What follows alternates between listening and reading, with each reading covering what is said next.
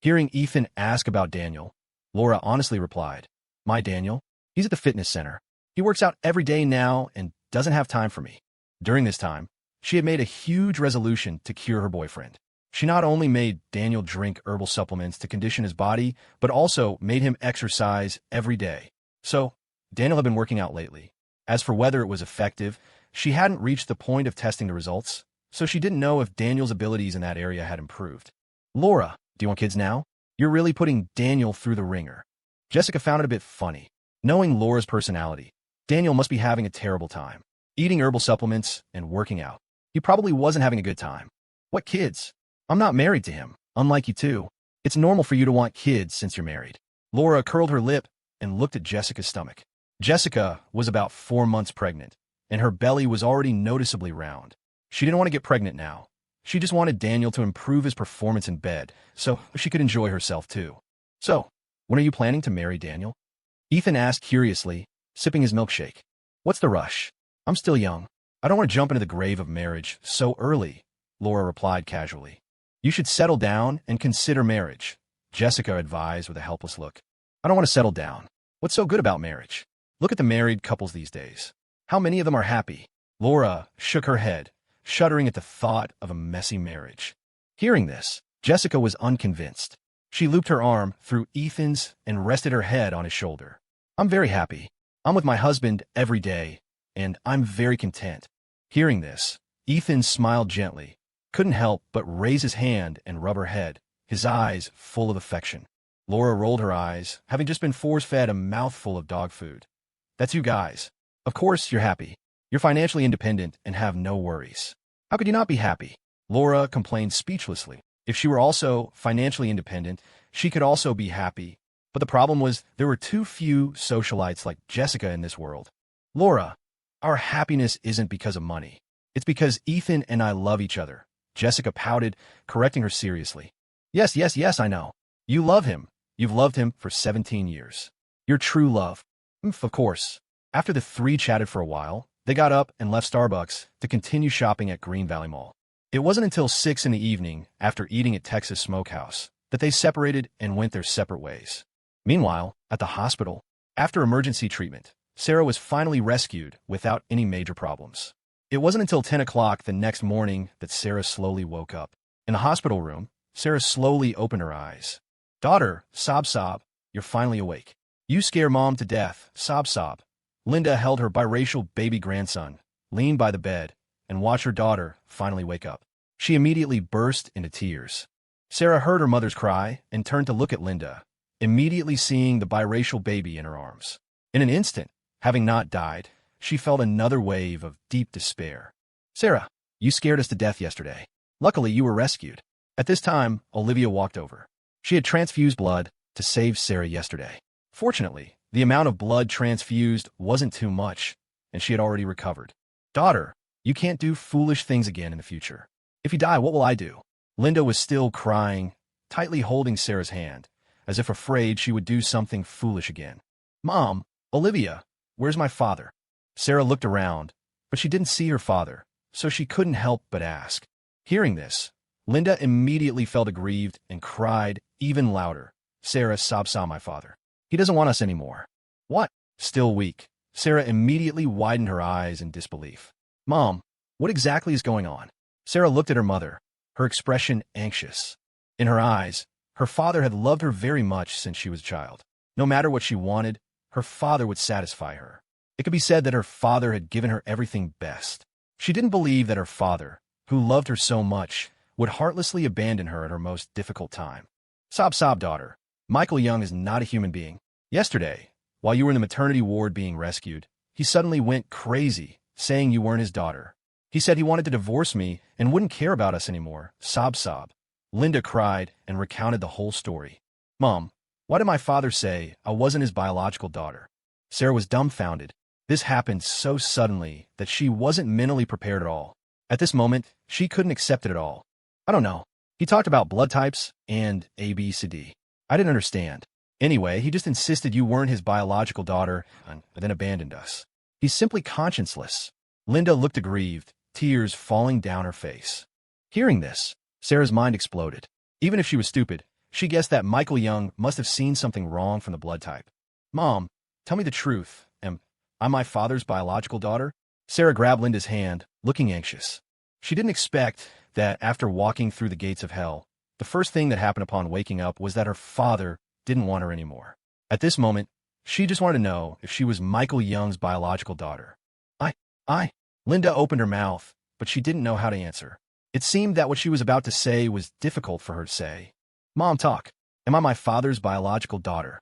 Looking at Linda's guilty look, Sarah instantly felt suffocated.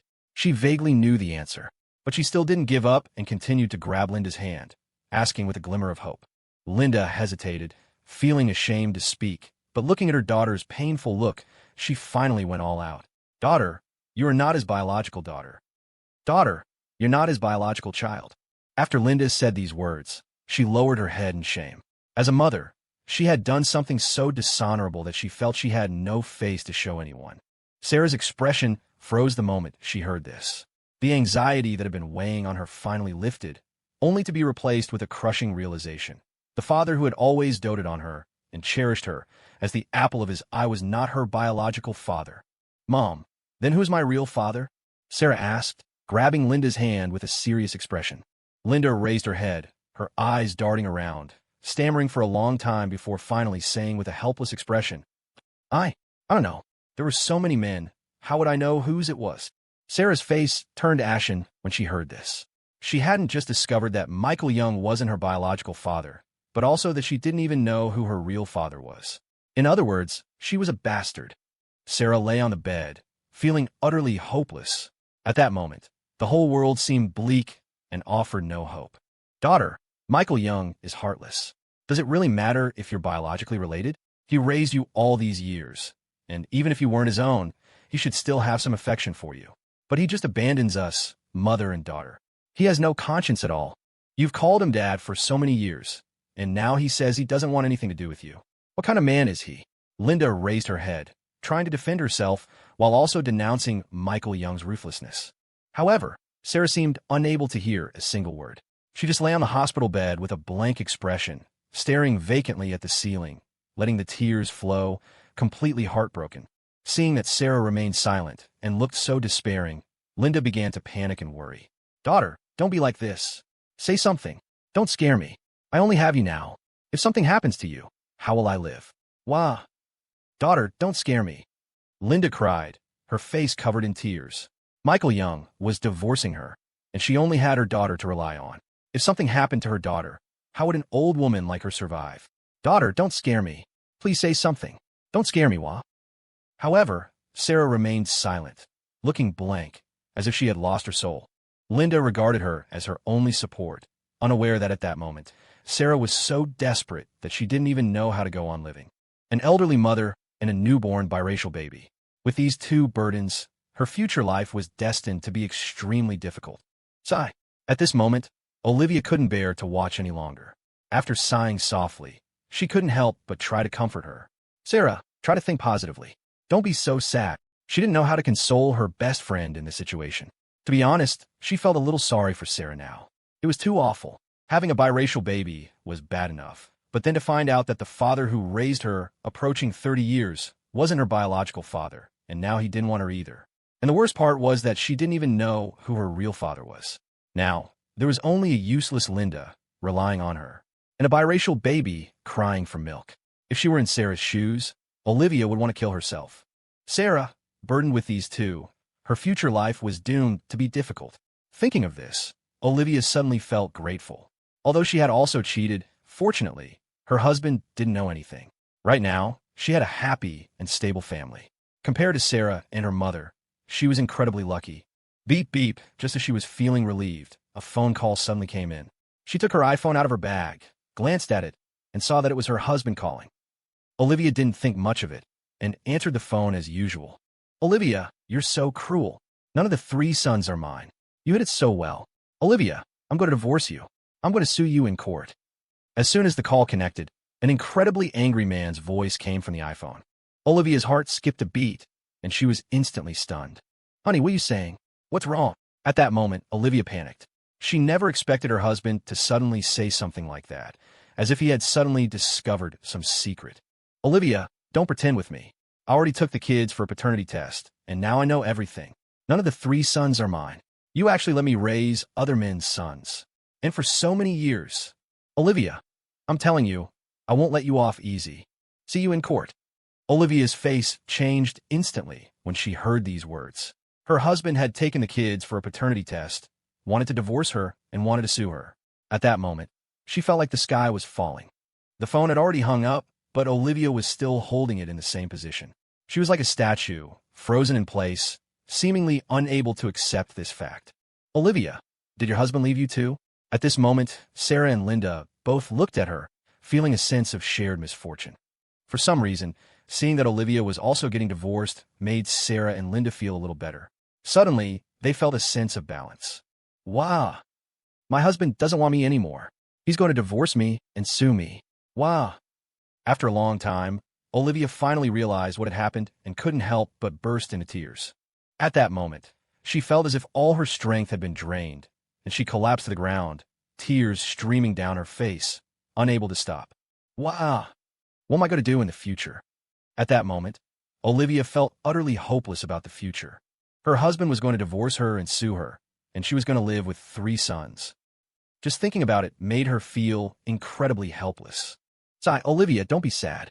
Try to think positively, Sarah sighed and offered a weak consolation. Wow.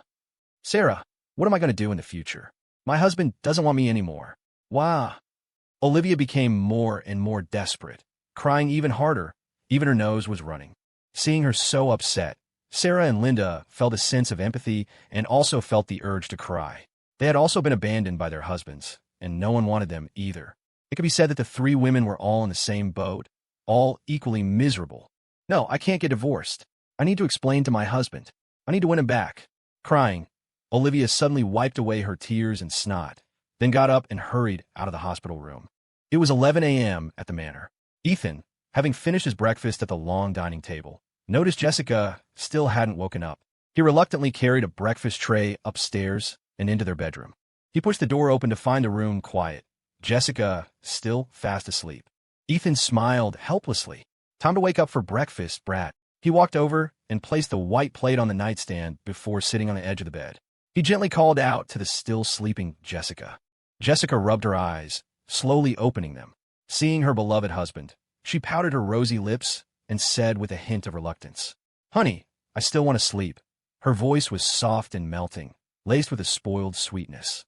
"The sun's already high. Still sleeping? Get up." Ethan reached under the covers, took her soft, fair hand, and tried to pull her up. "No, I want to sleep. Honey, sleep with me." At this moment, Jessica was like a child, grumpy from being woken up, not wanting to get up at all. She even pulled Ethan down, wanting him to sleep with her. "Still want to sleep? Aren't you hungry?" Ethan smiled helplessly, his eyes full of affection. A little hungry, but I still want to sleep. I don't know what to do with you. I'll let you sleep for 10 more minutes. Okay? Just 10 minutes, then you get up." Okay." Jessica agreed with a smile and continued sleeping, never letting go of Ethan's hand, as if holding it made her feel safe.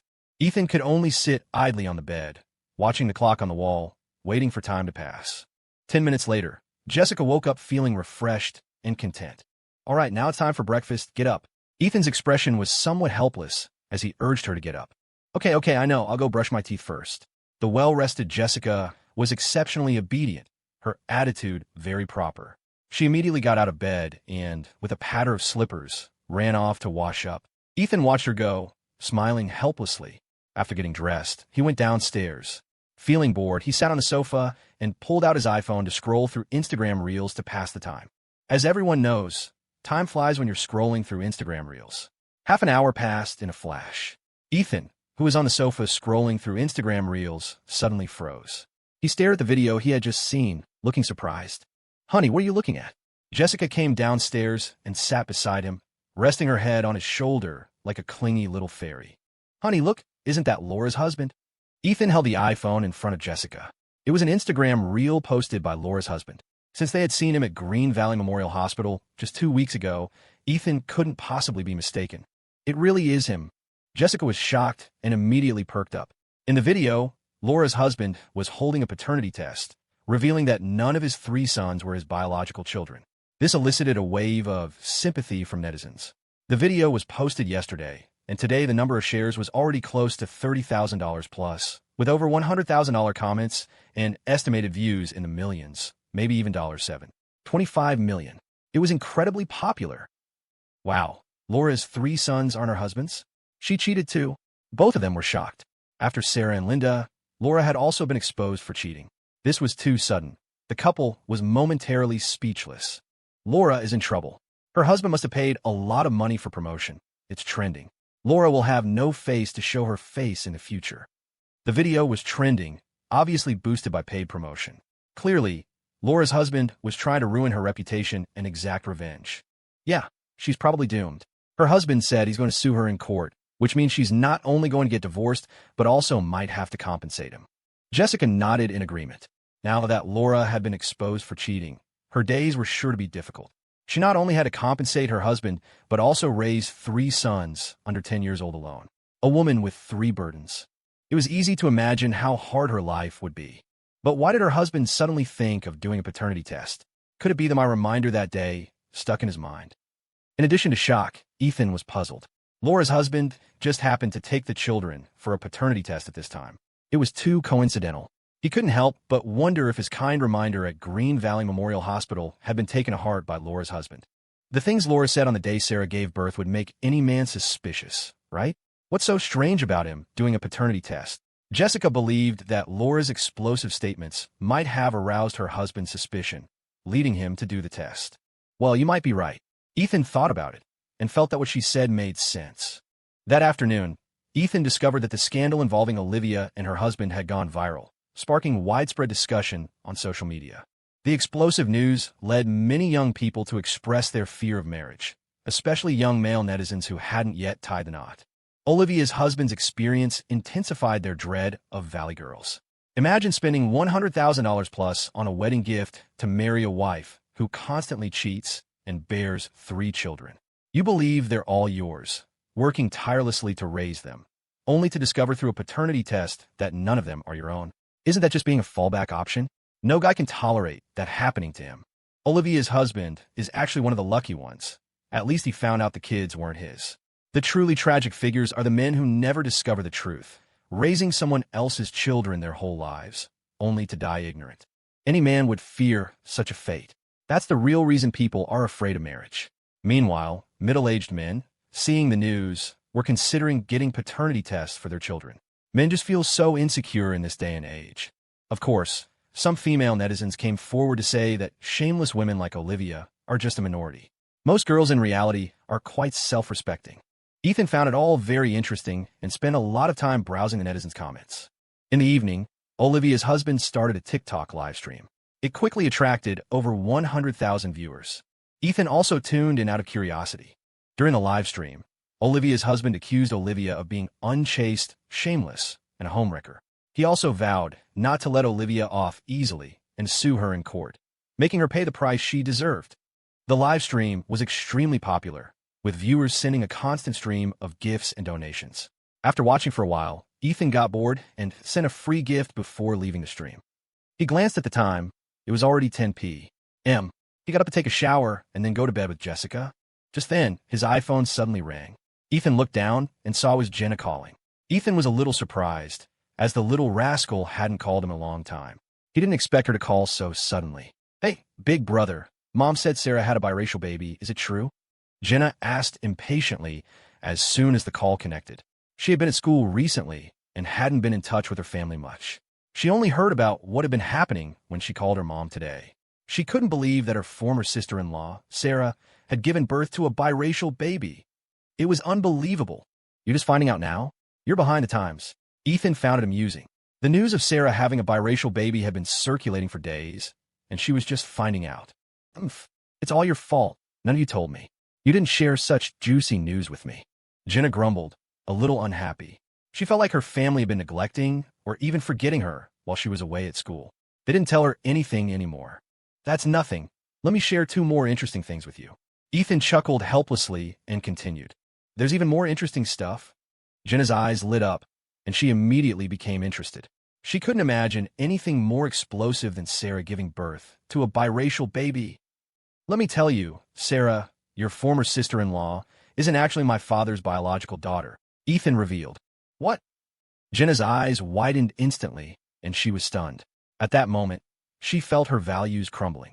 Sarah giving birth to a biracial baby was already outrageous enough. She didn't expect her mom to be even more outrageous, having cheated a long time ago. And also, Sarah has a BFF, the woman you saw with Sarah when you came to Green Valley for your BFF birthday. She also cheated. Her 3 sons aren't her husband's either. Ethan continued, "This is really hot news right now, it's trending." "Damn, there's even a master," Jenna exclaimed, feeling her worldview collapsing. She originally thought Sarah giving birth to a biracial baby was already shocking enough. She didn't expect Linda to be even more outrageous, being exposed for cheating at her age. But in the end, there was even a master, Olivia, who also cheated, and it even made it to social media.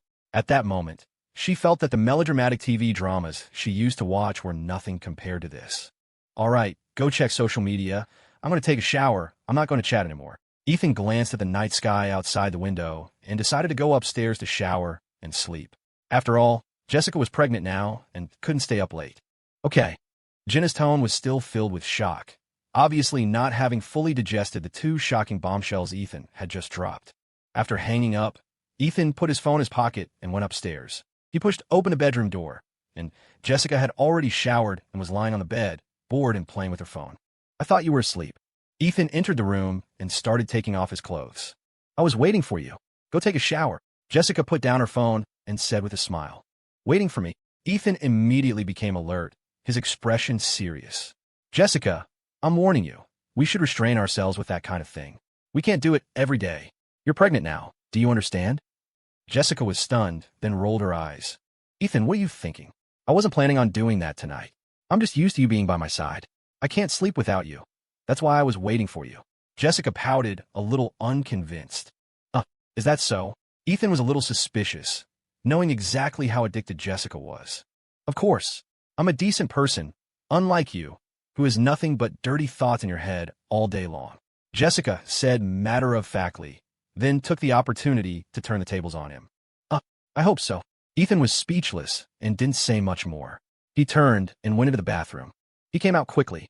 As soon as he lay down on the bed, Jessica snuggled up to him, skillfully wrapping her arms around him. Maybe she had been waiting for a while. Jessica looked really sleepy. After yawning, she closed her eyes and fell asleep. Ethan gently stroked her head, smiling helplessly. It seemed he really had misunderstood Jessica tonight. 9 a.m., the spring sun shining brightly. In the hospital, Linda held her biracial baby grandson, carrying a takeout container of food from the cafeteria, and headed back to the inpatient ward. Along the way, many people cast strange glances her way. No wonder she was holding a black infant, which was simply too conspicuous. Linda felt a little embarrassed, so she could only quicken her pace, hurrying away, her back view looking slightly disheveled. Soon, she returned to the inpatient ward. Reaching the elevator entrance, she waited for the elevator with a group of people. Linda stood on the outermost edge, while also shielding her biracial baby grandson as much as possible, afraid of being seen by others. Soon, the elevator doors opened. A group of people squeezed into the elevator. "Did you hear? There's a woman in this hospital who gave birth to a biracial child." As soon as the elevator doors closed, someone nearby began a chat. Hearing this, Linda's heart skipped a beat, and she lowered her head. "Yeah, I heard too. They say the woman who gave birth to the biracial child, her husband doesn't want her anymore. If I were him, I wouldn't want her either. That kind of woman is just too shameless. Hey, I wonder which ward that woman who gave birth to the biracial child is staying in. Otherwise, I'd really like to go see. Yeah, I'd also like to see what kind of woman is able to give birth to a black baby." In the elevator, several people were talking amongst themselves, probably having come together, and the other unfamiliar passengers, listening to these people's discussion, were all a little surprised, without exception all being intrigued. After all, this kind of explosive thing was too rare in reality.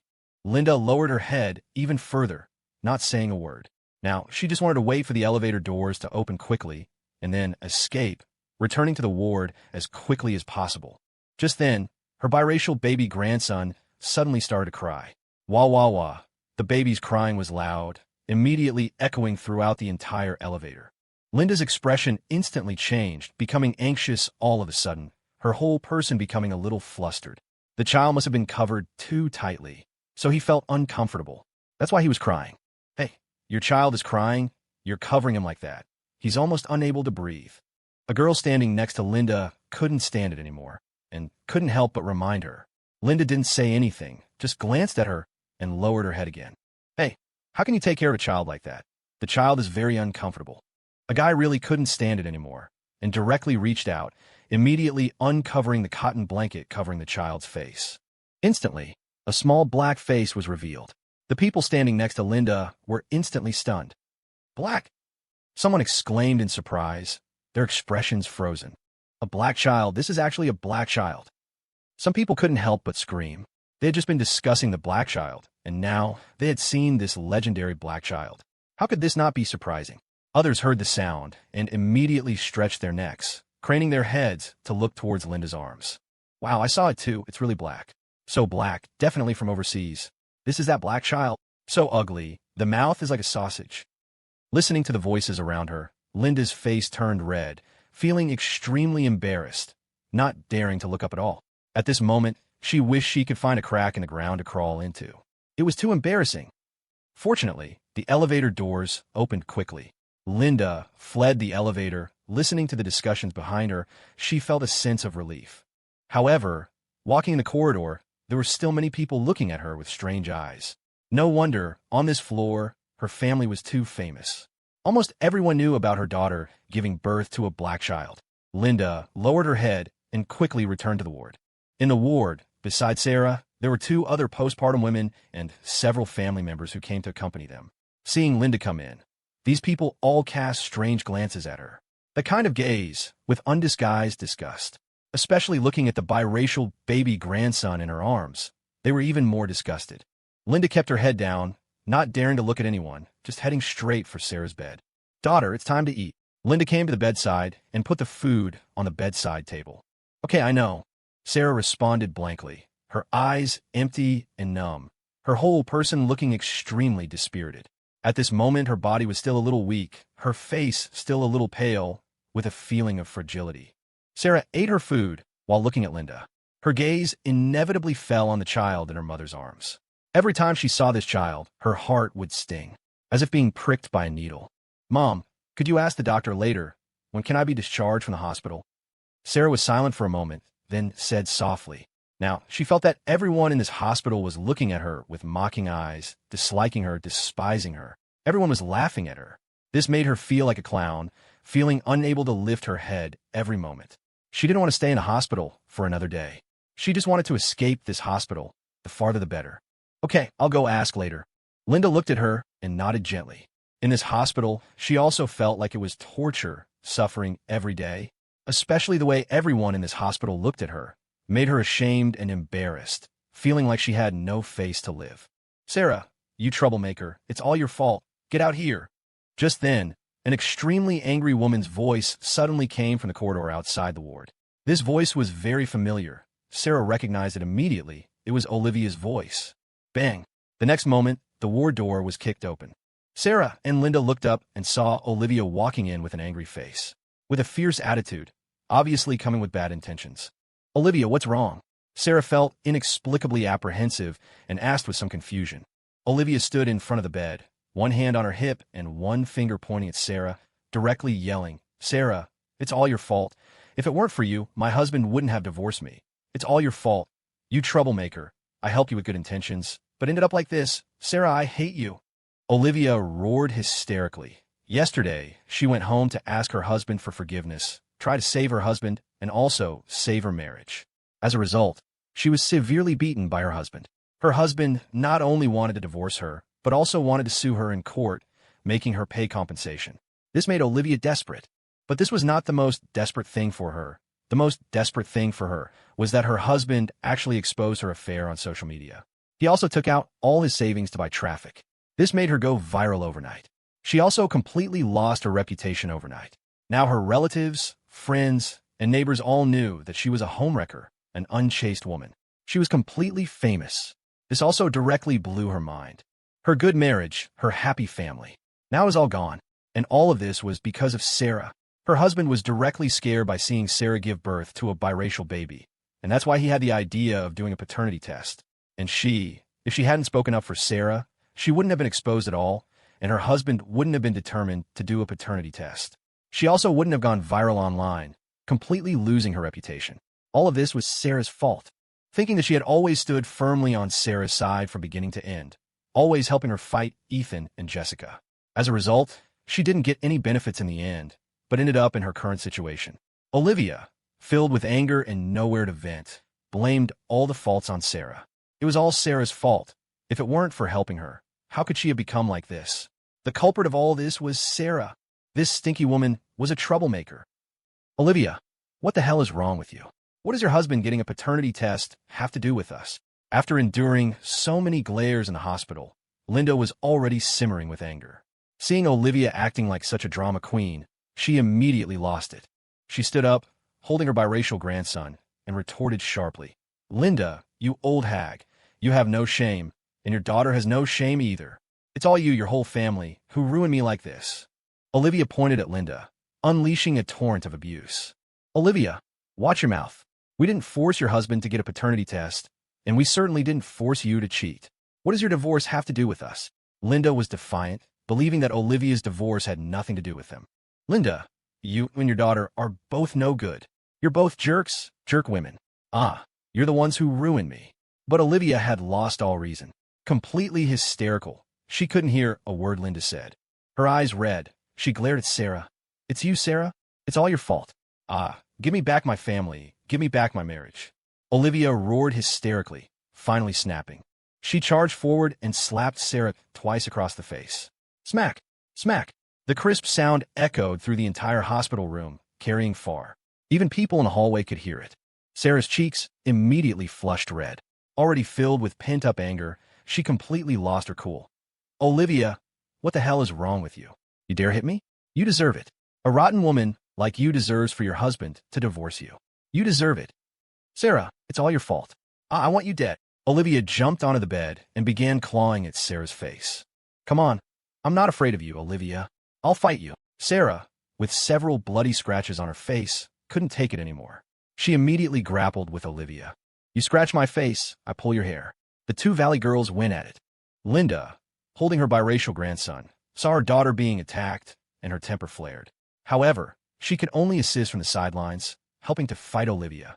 Meanwhile, the other people in the hospital room were watching the scene with great interest. Many onlookers had gathered at the doorway to watch the drama unfold. Everyone watched with relish, but no one stepped forward to break up the fight. They just watched. Inside the room, the three women were fighting. They fought from the bed to the floor. Olivia was young, in good shape, and strong, but she was only one person fighting two. Linda was old and frail, and Sarah was weak. Neither had much fighting ability, but they had the advantage in numbers. So, the fight was back and forth, and, for a time, it was hard to tell who was winning. "Sarah, Linda, you two bitches, I'm going to kill you today." "Olivia, you psycho, you deserve for your husband to divorce you." The two sides fought fiercely, and it was hard to tell who was winning. After a few minutes of grappling, Olivia, fighting two against one, finally gained the upper hand. She first pushed the elderly Linda away, then slapped Sarah across the face several times. The already weakened Sarah was immediately knocked to the ground. Olivia seized the opportunity, straddling her and slapping Sarah's face relentlessly. The sound of smacking filled the room. It was particularly loud. Sarah's cheeks quickly swelled up visibly. Olivia, you psycho, I'm going to fight you." Seeing her daughter being beaten one-sidedly, Linda panicked. She put her biracial grandson on the bed. Then she hurried forward to pull Olivia off her daughter. But she was too old and weak, and she had already expended too much energy. She couldn't pull Olivia off. "Olivia, get up! Get up!" Linda was frantic. Seeing that she couldn't help her daughter, she resorted to underhanded tactics. She spat in Olivia's face. Feeling that spitting wasn't disgusting enough, and having a cold with a nose full of mucus, she sucked the mucus from her nose into her mouth and spat it on Olivia's face. It was a magical attack. "If I can't beat you to death, I'll disgust you to death." You old hag, go to hell. That's disgusting." Olivia was immediately disgusted, but as she screamed, Linda spat a mouthful of phlegm accurately into her mouth. Olivia was instantly disgusted and quickly got up, leaning against the wall and gagging. But she couldn't throw up because she thought she had accidentally swallowed it. Linda seized the opportunity to help Sarah up, and then took the opportunity to kick Olivia from behind, taking the underhanded tactics to the extreme. Caught off guard, Olivia was immediately kicked to the ground.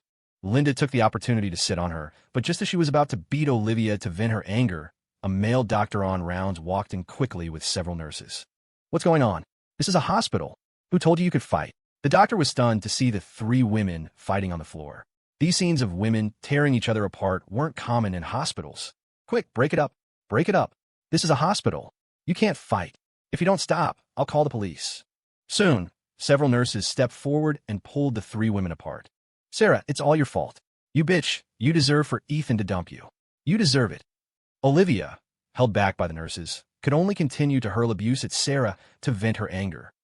But while saying harsh words, she wiped the spit and phlegm from her face. "Olivia, you deserve it too. You have no shame. Now social media knows you have no shame. Congratulations, you're famous." Sarah retorted coldly. That's right. That's right. You deserve for your husband to dump you. You shrew. You deserve to be abandoned."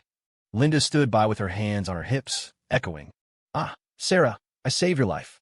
If I had known, I would have let you die in the emergency room. I even gave you blood. Ah, I regret it so much." Seeing Sarah's sharp tongue, Olivia was grinding her teeth in anger.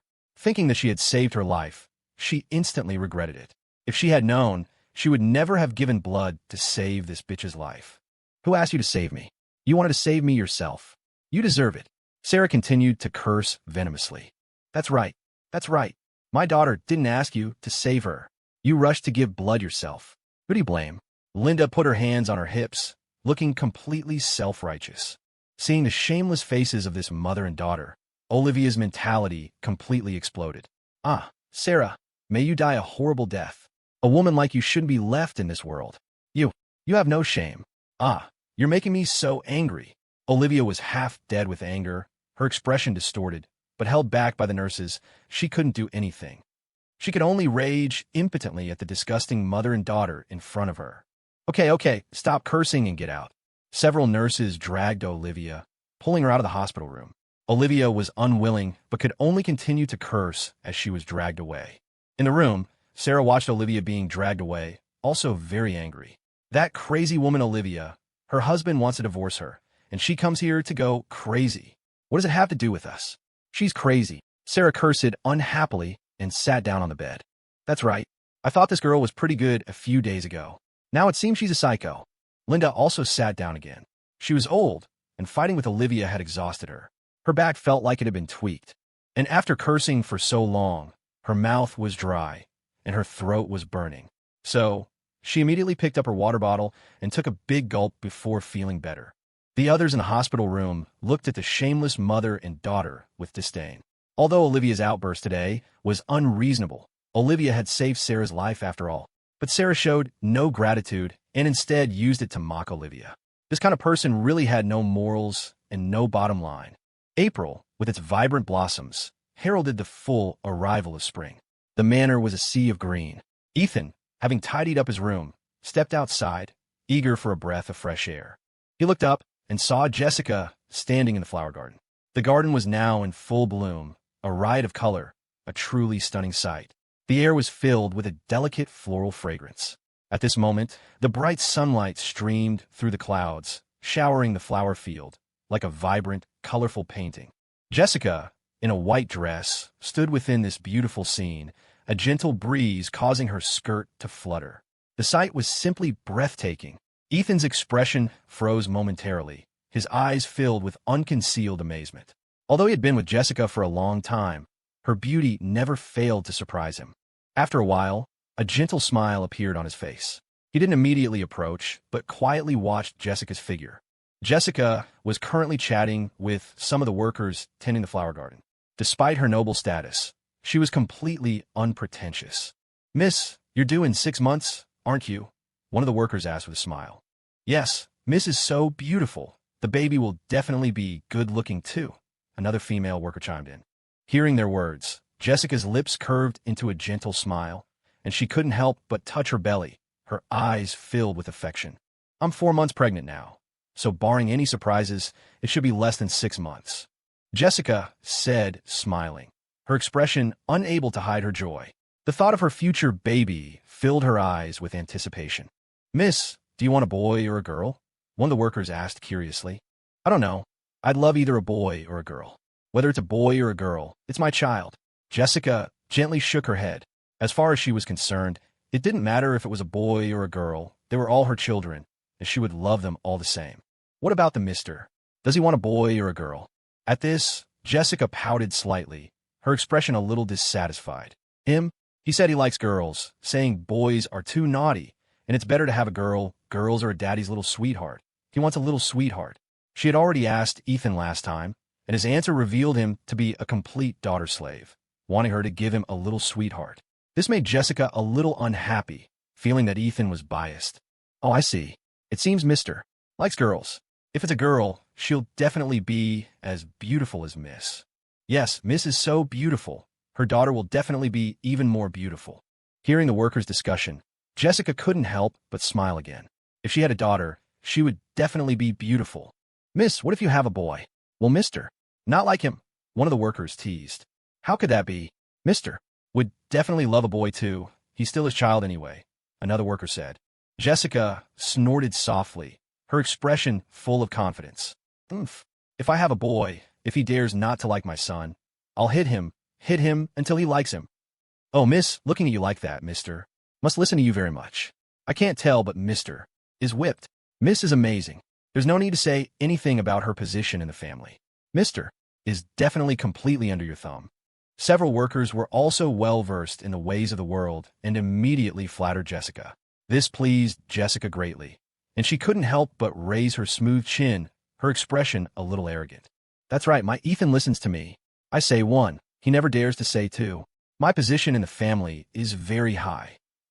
As soon as she finished speaking, Ethan's voice came from behind. "Is that so?" The next moment, Ethan slowly approached Jessica. The expression on Jessica's face froze instantly. She turned her head, looked at the suddenly appearing Ethan, and gave him an awkward smile. "I seem to have heard someone say that their position in the family is very high." Ethan asked Jessica with a smile that wasn't quite a smile, hinting at something. Jessica's expression was a little embarrassed, but she naturally couldn't lose face in front of the workers. So she walked over, looped her arm around Ethan's, and, standing on tiptoe, kissed Ethan on the cheek, then whispered coquettishly, "Honey, I was wrong. I just wanted to show off a little. Please don't expose me, okay?" Jessica hugged Ethan's arm and gently shook it, her watery eyes filled with a hint of pleading. Ethan was a little dumbfounded, looking at the girl's pitiful appearance. Ethan couldn't bear to expose her, so he had to play along.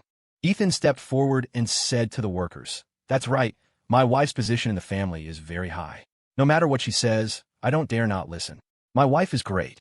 Jessica's expression immediately became cheerful, her head held high, looking extremely proud, like a proud little swan.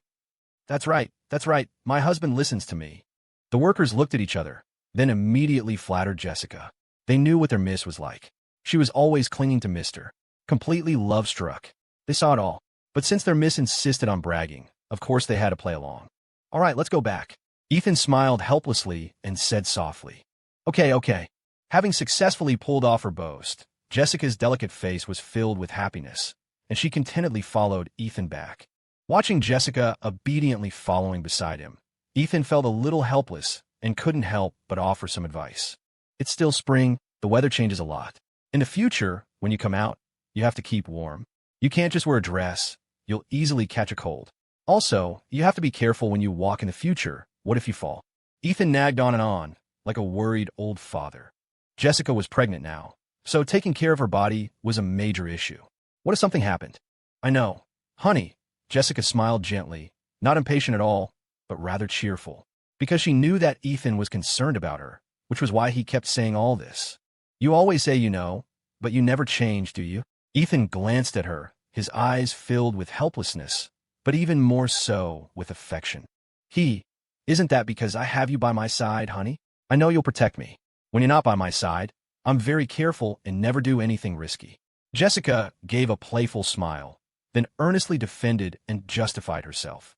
"All right, I really can't do anything with you. My husband is the best. Come on, give me a kiss." Back at the manor, the couple had just settled down when the housekeeper brought in a bowl of chicken broth. Ethan had specially instructed the housekeeper to make it, as Jessica hadn't had much of an appetite at breakfast. Ethan had the soup prepared, as it was nourishing for pregnant women. It was good for both the mother and the developing baby. Here, have some soup. You barely ate anything this morning. You must be hungry, Ethan said, filling a bowl for her. Ah! Jessica immediately recoiled, her hands barely touching the bowl. She looked up at Ethan with her delicate, fair face and watery eyes, pouting. Feed me. All right. Ethan chuckled helplessly and obliged. He scooped up a spoonful of soup, gently blew on it, and then took a small sip to make sure it wasn't too hot. Only then did he offer it to Jessica. Jessica opened her mouth, happily accepting Ethan's pampering, her eyes sparkling with delight.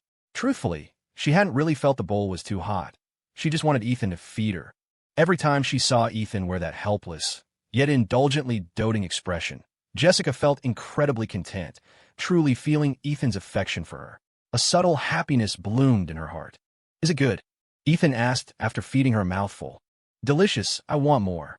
Jessica nodded eagerly, mouth open, waiting to be fed. Okay, coming right up. Ethan sighed, continuing to spoon-feed Jessica. He could clearly feel that Jessica had become increasingly clingy lately. Ethan wasn't sure why. Perhaps pregnant women needed more security as their pregnancy progressed. Jessica only felt grounded and secure when she was around him. Only then she could feel safe.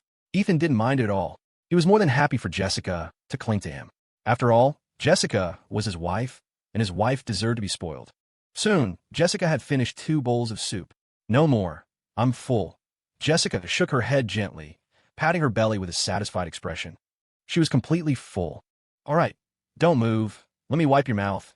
Ethan put down the bowl, took a tissue, and gently wiped the corners of her mouth. Jessica watched Ethan, basking in his tenderness, her eyes sparkling with laughter. This was the happiness she wanted. Ethan's gentleness always captivated her, making it hard to resist. Oh, right, I might have to go to the hospital this afternoon. Be good at home by yourself, okay? Ethan said earnestly after wiping her mouth. There were too many people at the hospital, and Ethan didn't want to take the pregnant Jessica there. Why are you going to the hospital? Jessica narrowed her eyes, looking slightly wary. Sarah was still in the hospital. What are you thinking? Alex had a car accident and is hospitalized. I'm going to visit him, Ethan quickly explained, seeing that she had misunderstood. Alex? He had a car accident. Jessica looked surprised. It was too sudden for her. Yeah, I saw his Instagram story this morning and found out. Oh, okay, then go ahead, Jessica said, understanding, and nodded in agreement. Then be good at home, and if you need anything, ask the housekeeper to help you. Take care of yourself, understand?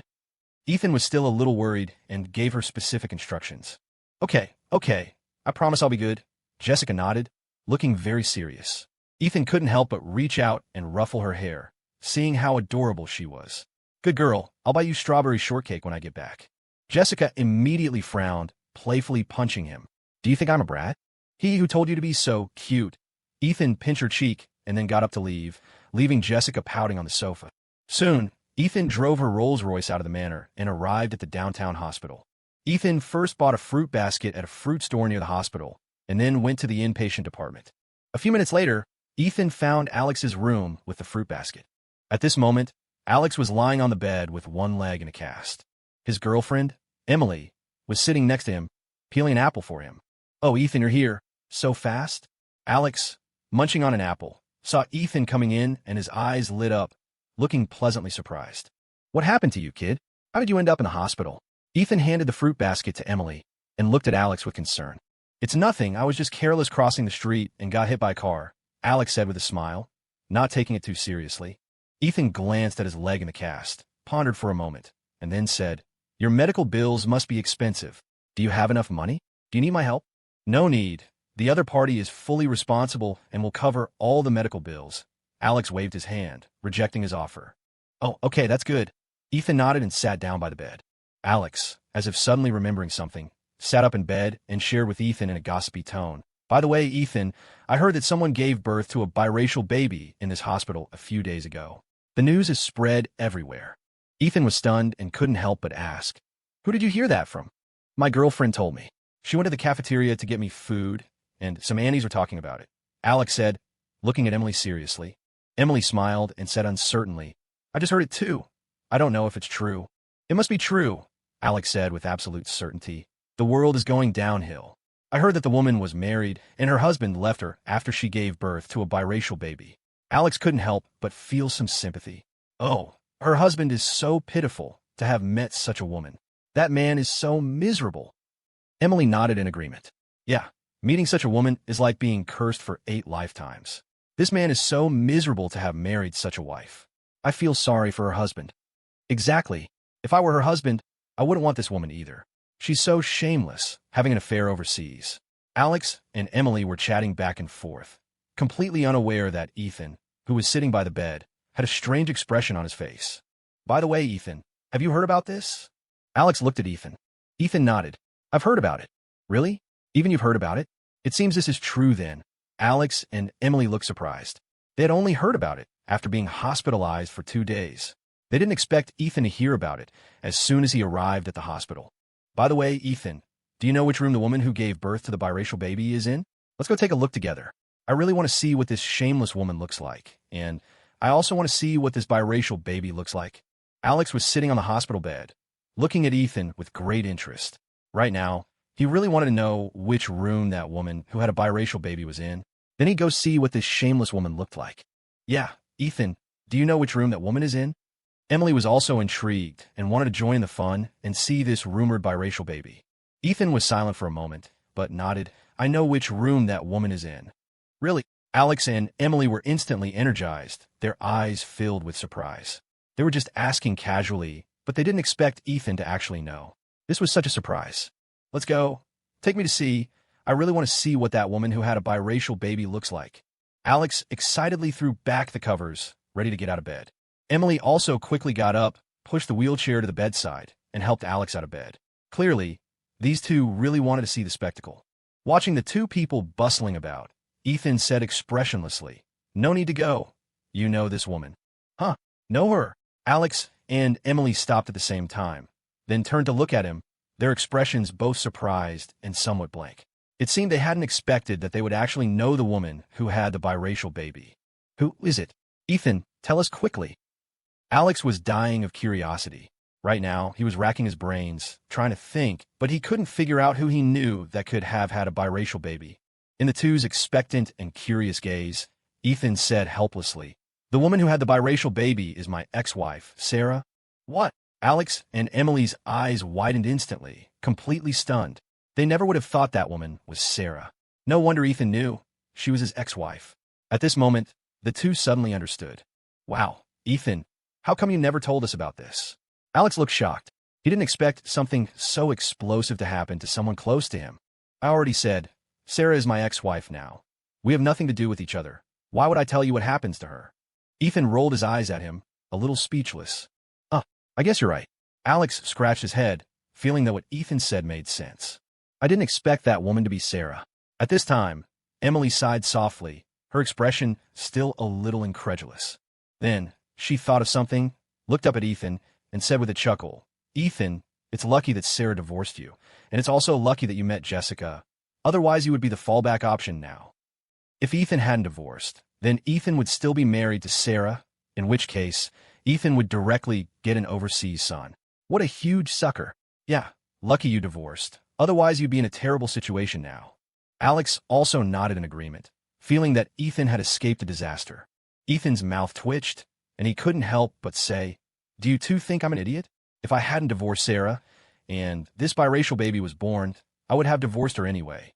Ethan admitted that he used to love Sarah very much, but facing such an explosive thing as Sarah giving birth to a biracial baby, Ethan couldn't accept it either. Divorce was inevitable. Letting him be the fallback option was impossible. Therefore, his divorce from Sarah was actually destined. Even without Jessica, they would definitely divorce. I didn't expect Sarah to be so shameless. She used to say that the child was yours. How could she even say that? Alex sighed softly, recalling how Sarah used to pester Ethan, always with a confident look. She always said righteously that the child was Ethan's. Thinking of these things, Alex suddenly had a new understanding of Sarah's shamelessness. He had never seen such a brazen woman. Now, he finally had. Emily also nodded, agreeing with Alex's view, and then said, Ethan, you are lucky. You not only got rid of a woman like Sarah, but also married a socialite like Jessica. Speaking of Jessica, Alex couldn't help but feel a little envious. Yeah, Ethan, you've made a killing this time. It seems that swapping Sarah, a gold digger, for Jessica, a socialite lifestyle, is a huge win for you. As soon as he thought of Jessica, Jessica's beautiful face would appear in Alex's mind. Although Ethan and Jessica had been together for a long time, he still hadn't fully accepted the fact that his good brother had married a rich and beautiful woman. Every time he thought of this, he had an unreal feeling. How come he never encountered such a good thing? Damn it, if he could marry such a socialite, even if he had to drive a luxury car and live in a mansion, he would be willing. Thinking of Jessica, a gentle smile couldn't help but appear on Ethan's face. You guys are right about that. Meeting Jessica is indeed the luckiest thing in my life. If it weren't for Jessica, he would probably be in a trial separation with Sarah now. After the trial separation, he would probably only be able to find a woman who wasn't very pretty and had average family conditions, and live together for the rest of his life. He would live such a plain life. He would never be able to find a wife with explosive beauty like Jessica. The most important thing was that Jessica was a super rich woman. Thinking about it this way, he was indeed too lucky. In the following time, the three chatted in the ward for another half an hour. Finally, Alex felt that the ward was a bit stuffy, and looking at the clear weather outside the window, he thought about going out for some fresh air. So Ethan and Emily helped him in a wheelchair, pushed him out of the ward, and took the elevator downstairs together.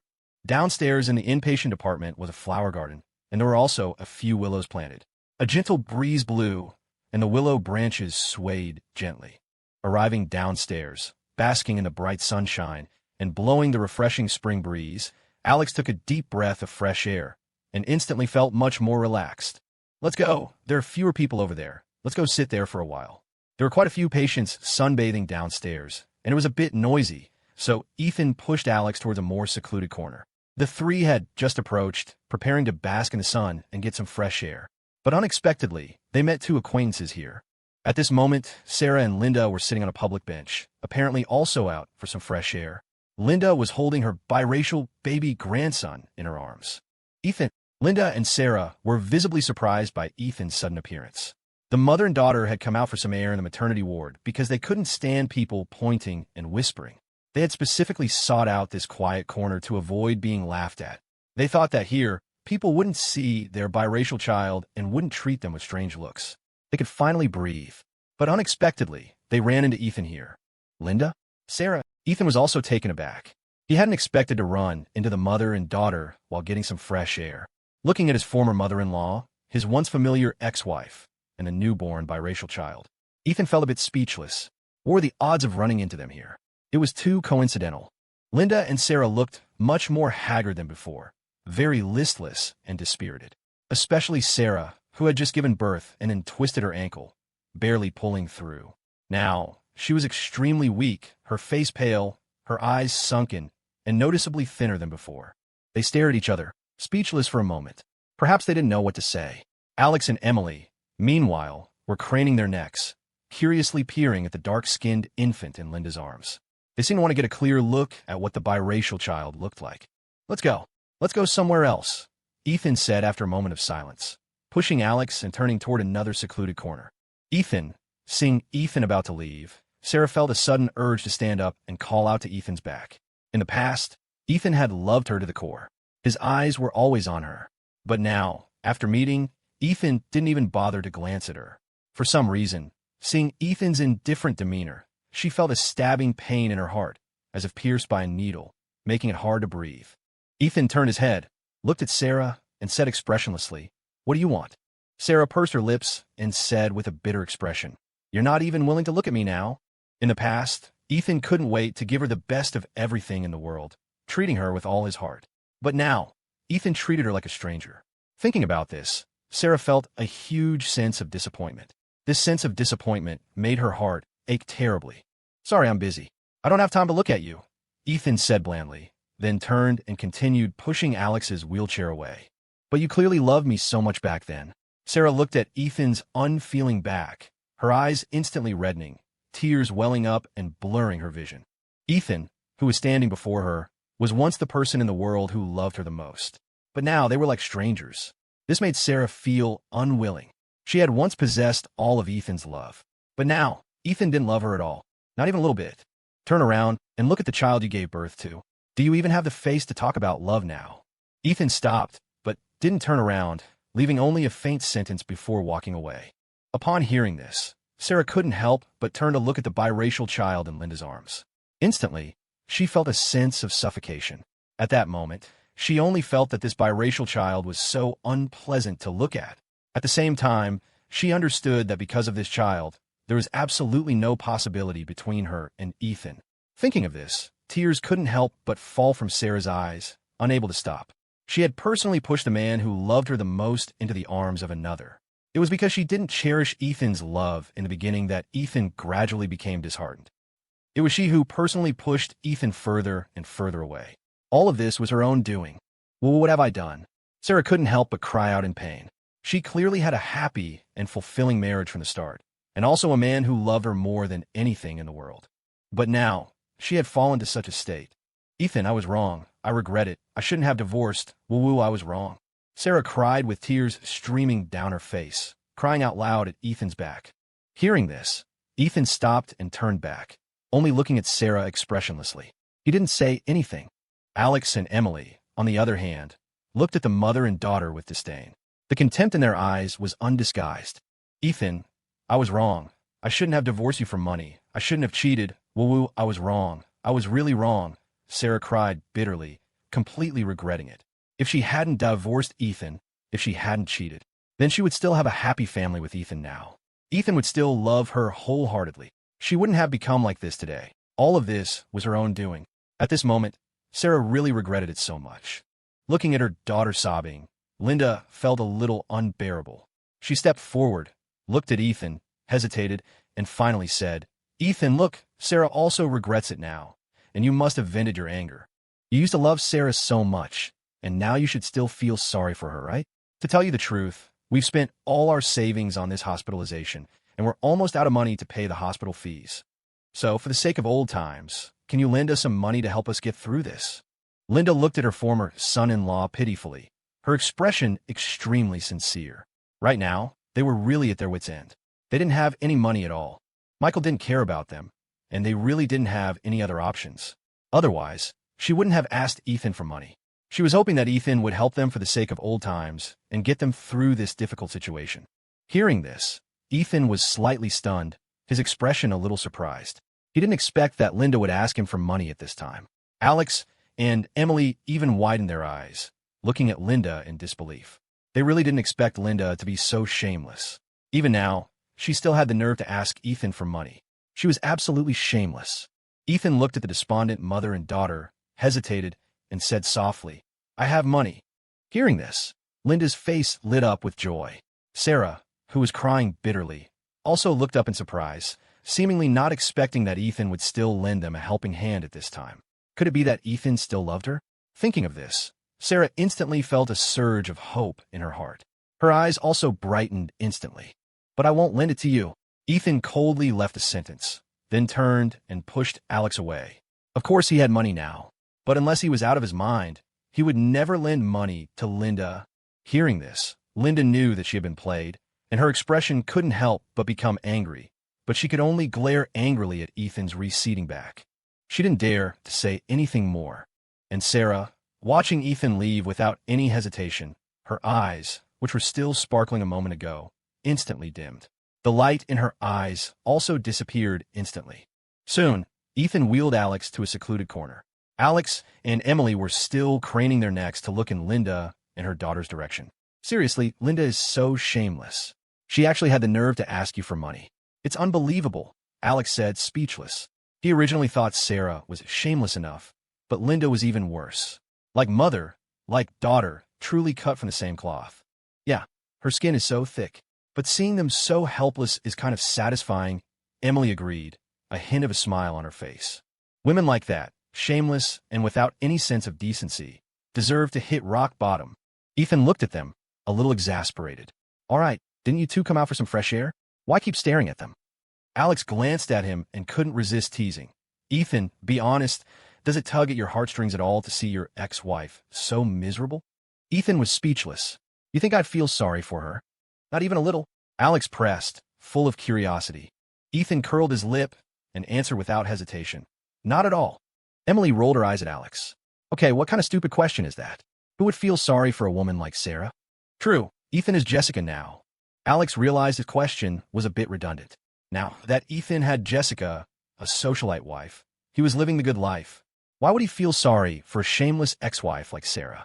I saw that biracial child earlier. He's really dark. I can't imagine giving birth to a child like that. I'd feel disgusted even feeding him, Emily murmured, recalling the biracial child's appearance. As a woman herself, she couldn't help but imagine herself in Sarah's shoes and felt a chill run down her spine. If she gave birth to a biracial child, she would be disgusted with herself. It wasn't that she was racist, but the thought of her child being black was just unacceptable to her. Hearing this, Alex felt a strange sense of cuckoldry and a bit of discomfort. He couldn't help but say, "What are you talking about? With me around, how would you give birth to a black child? What are you thinking?"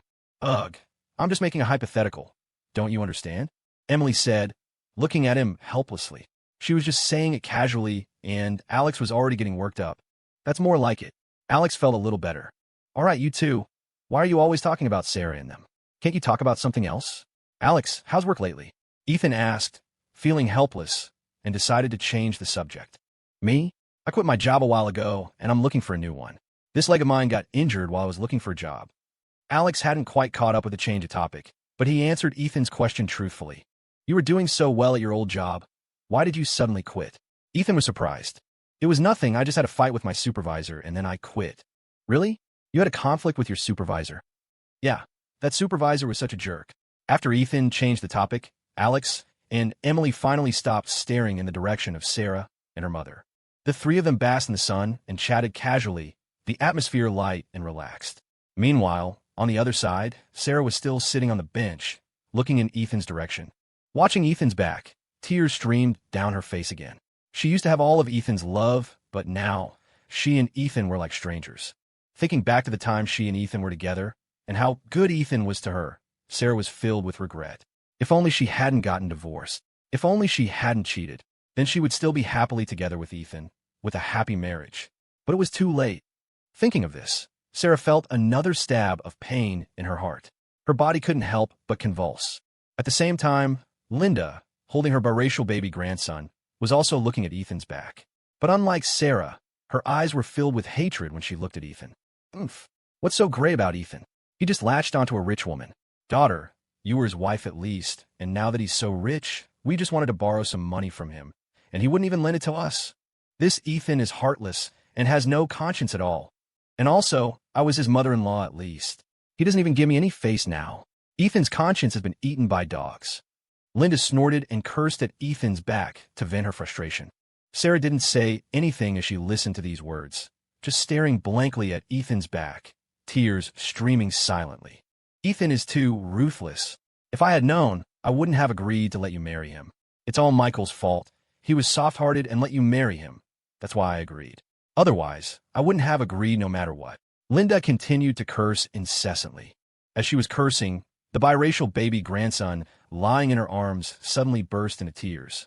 Seeing this, Linda quickly said, "Daughter, the child must be hungry. Hurry up and feed him." With that, Linda put the child into Sarah's arms. Sarah looked down at the child in her arms. The biracial child was crying loudly, obviously very hungry. If it were any other mother, she would feel sorry for a child crying like this and would feed him immediately. But Sarah looked at the child and felt no pity at all. She only felt that this child was such an eyesore. Watching the child cry, she wished the child was dead. Because of this child, she had been subjected to so many stares and endless ridicule in the maternity ward these days. In the future, wherever she went with this child, she would not be able to hold her head up high. It could be said that her life had been ruined by this child. This child was completely a burden and a drag on her. Hearing the child's loud cries, she felt no pity at all, only that the child was noisy. This made her feel annoyed and also disgusted. She really didn't want to feed this ugly and black child. Every time she fed him, she felt disgusted and even wanted to vomit. "Daughter, hurry up and feed him. Everyone's watching. Daughter, hurry and feed her. Everyone's watching." Seeing Sarah hesitate, Linda grew anxious. The baby's cries were already drawing attention for people nearby. If they saw this biracial child, they were bound to face prejudiced stares. Hearing this, Sarah reluctantly began to breastfeed. Fortunately, there weren't many people around, so Sarah didn't have to worry about exposing herself. The baby, finally getting milk, immediately stopped crying and gazed at her mother with bright, gurgling eyes. However, Sarah turned her head away in disgust. Every time she saw the baby's face, she felt repulsed. But she couldn't help it. This child was hers. No matter how much she loathed it, she had to endure. Half an hour later, the baby was full and content, giving Sarah a happy smile from her arms. However, Sarah looked disgusted at the sight. As if freed from a burden, she quickly thrust the baby back into Linda's arms. Sarah, hold the baby for a while. I'm getting old and can't hold her for too long, Linda said hesitantly, feeling a bit embarrassed. Usually, she was the one holding the baby all the time. Being old, holding the baby all day was really difficult for her. She was finally able to free up her hands for a few minutes after the baby was hungry. So, she gave Sarah the baby to hold for a few minutes so she could rest her arms. Unexpectedly, Sarah immediately gave the baby back to her after feeding. Okay, Mom. Sarah looked at her elderly mother, hesitated, and then, enduring her disgust, took the baby back into her arms. Oh, if Michael were here, he could hold the baby. Linda suddenly sighed. When the baby was first born, Michael was the one who held her all day long. Now that Michael had left them, Linda had to carry the baby everywhere, constantly being pointed at. It left her exhausted and feeling like she had lost all dignity. Mentioning Michael, Sarah was silent for a moment before saying, Mom, don't mention him. Sarah didn't know how to face Michael anymore. Thinking of Michael made her uncomfortable. Her father, who used to love her the most, was now no relation to her. This sudden change was something she still hadn't gotten used to. Oh, we mother and daughter are both cursed. We both married unreliable men. Linda sighed again, unable to stop herself from lamenting. Sarah watched her complain, lips pursed, and said nothing. As the mother and daughter sat on the bench lamenting their unlucky fates, they didn't realize that, at that very moment, a pair of eyes were staring at their backs from a nearby corner, filled with malice. Sarah, Linda, it's all your fault that I've ended up like this. Olivia stood in the deserted corner, staring intently at Linda and Sarah's backs. She had once had a happy marriage and family, and a husband who loved her. But because of Sarah, she had nothing now. Last time she went to find Sarah, she had intended to vent her anger. But she never expected to be bullied so badly by this mother and daughter. The most infuriating thing was that Linda, that old folks, had disgusted her so much by spitting phlegm into her mouth, making her unable to eat all day. She couldn't swallow this insult. Olivia had never suffered such a loss in her life. Therefore, she decided to take revenge on this mother and daughter. If she couldn't have a good life, then no one could. Thinking this, Olivia put on a hat, took out a mask and sunglasses from her coat pocket, and put on a pair of gloves. Fully disguised, she picked up a small black bucket from the ground and walked towards Sarah and Linda's backs. There were quite a few patients taking a breather downstairs, and some couldn't help but glance at the strangely dressed Olivia. Olivia's attire was simply too eye-catching. A trench coat, gloves, hat, sunglasses, and a mask, plus a small black bucket in her hand. This outfit completely covered her up, making it hard not to attract attention. But these days, there were all kinds of weirdos. Although some people were curious, they only glanced at her and then looked away, not paying too much attention to Olivia. Behind her sunglasses, Olivia's eyes were fixed on Linda and Sarah, walking towards them step by step. Soon, she was behind the mother and daughter. Linda and Sarah were completely unaware that someone was behind them. Olivia stopped, opened the bucket lid, and dumped the liquid inside onto Linda and Sarah. Ah! Linda and Sarah screamed in surprise and jumped up from the bench in fright. They looked back and saw a figure in a trench coat running away into the distance. Ugh! It stinks, ugh! Before they could react to what had happened, the mother and daughter were almost gagging from a strong stench. They were covered in excrement. The liquid that Olivia had thrown on them was actually feces and urine. The urine soaked the mother and daughter's hair and ran down their faces. At the same time, their clothes were soaked through. It stinks, ugh! Sarah was disgusted to the point of nausea. The baby in her arms, whether frightened or disgusted, was now crying. Who is it? Don't run if you have guts. I'll fight you. Linda, with her fiery temper, was infuriated, but the person had run too fast, and she hadn't seen who it was. It's Olivia, she did it. Ugh, Sarah said between retching. Although Olivia had run quickly, she had still recognized Olivia's back. After all, they had been sisters for so many years, they were very familiar with each other. Olivia, that homewrecker. She dared to throw shit on me. I won't let her get away with this. I'm so angry.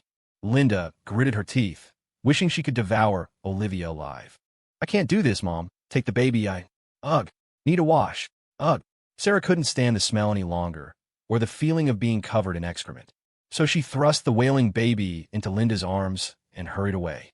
Hey, Sarah, wait for me. I'm going to, Linda, holding the baby, followed closely behind, quickly leaving. Sarah and Linda left one after the other. However, the commotion they caused still attracted the attention of many around them. No one expected someone to actually bring a bucket of feces and urine to the hospital to throw on someone. It was just too bizarre. This wasn't Spring Festival. At this moment, Ethan and the others were also attracted by the commotion. Watching the backs of Linda and her mother as they left in a disheveled state, they were all a bit stunned. When did Olivia and Sarah have a falling out? Ethan was shocked and puzzled at the same time. The old Olivia and Sarah were totally BFFs. Their relationship had always been good. No matter what Sarah did, Olivia always unconditionally stood by Sarah's side, supporting her without hesitation. Olivia even stepped forward and saved Sarah's life when Sarah attempted suicide. But it's only been a few days, and the two women are already at each other's throats. It's simply unbelievable. Dude, how could Olivia throw shit on Sarah? That's so disgusting. Aren't they BFFs? Alex was also somewhat dumbfounded. He remembered that Olivia was Sarah's BFF. She had even helped Sarah deal with Ethan. Now Olivia was doing something so disgusting to Sarah. He couldn't figure it out at all. So disgusting, it stinks so much. Emily pinched her nose, looking disgusted. Even though she was far away, the smell of feces and urine still wafted over. It was hard not to smell it. Emily couldn't stand the smell. She couldn't imagine what Sarah and Linda were experiencing after being covered in feces and urine. Just imagining it made her want to vomit. Ethan, why do you think Olivia would treat Sarah like that? Did they argue? Unable to figure it out, Alex looked up at Ethan. Ethan pondered for a moment before saying, Olivia's husband recently divorced her. It might have something to do with that. Ethan voiced his guess. Sarah and Olivia's relationship had always been stable. Now, they suddenly fell out. Something must have happened between the two women. Since Olivia had just divorced, Ethan guessed it was related. I see. Alex nodded thoughtfully. All right, let's not chat here. Let's go back to the hospital room. It stinks too much here. At this time, Emily couldn't stand the smell in the air, so she said a sentence and pushed Alex, preparing to return to the hospital room. Let's go. Ethan couldn't stand the smell either, so he followed behind the two and left together. On the other side, after leaving the hospital, Olivia quickly returned to the hotel. Now that her husband had kicked her out of parental home, she could only temporarily stay in a hotel. Entering the room, Olivia plopped down on the bed and let out a long sigh. Just thinking about the scene where she threw shit on Sarah and Linda, she felt a burst of relief. Sarah, Linda, you dare to provoke me, Olivia. Now you know I'm not easy to mess with, right?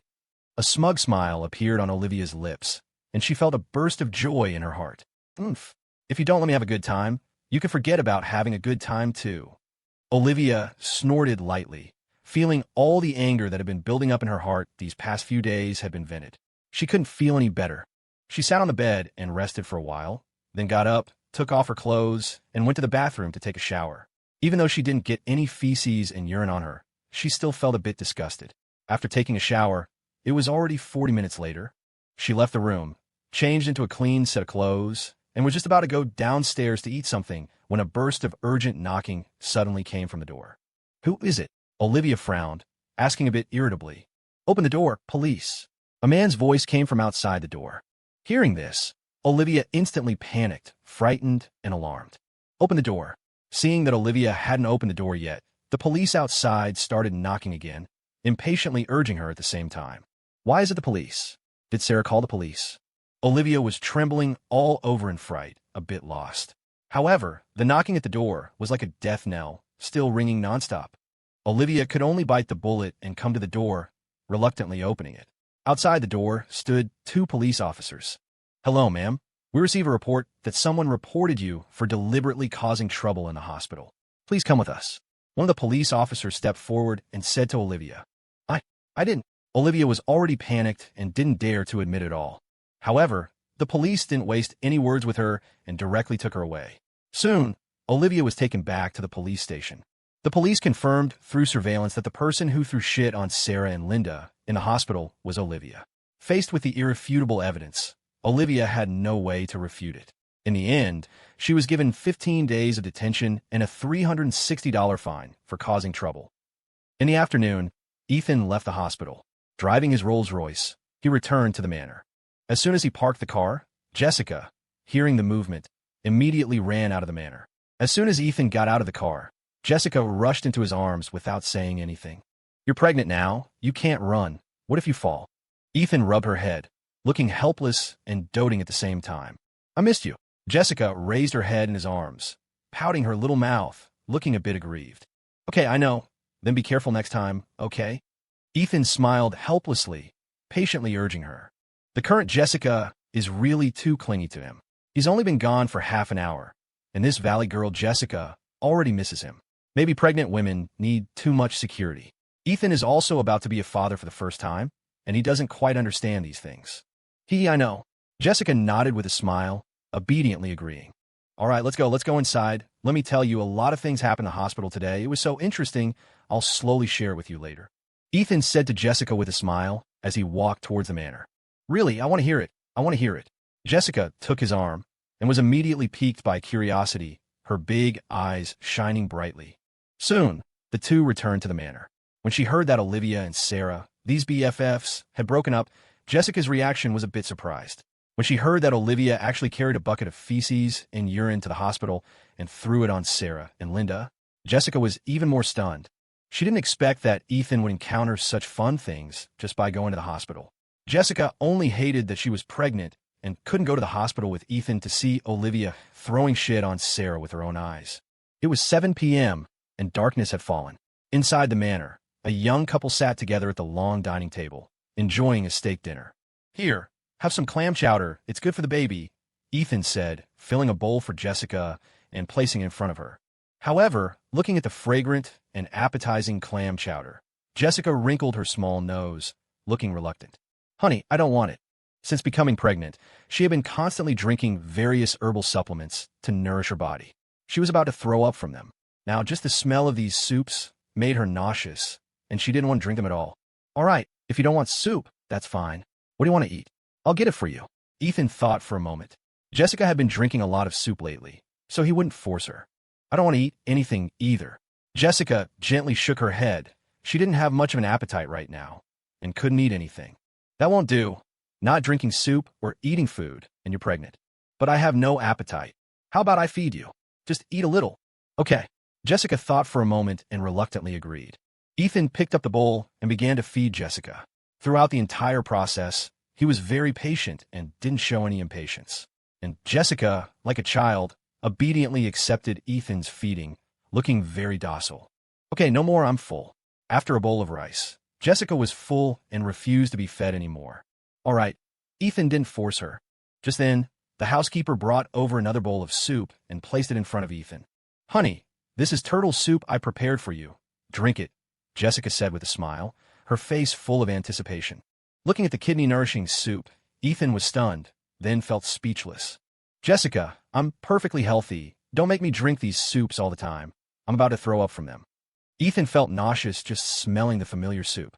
He didn't want to drink any of it. Oh, this soup is good for you. It won't hurt you. Honey, be good and drink it quickly. Jessica picked up the turtle soup, took a spoon, and began to actively feed Ethan. Jessica, I'm warning you. You're pregnant.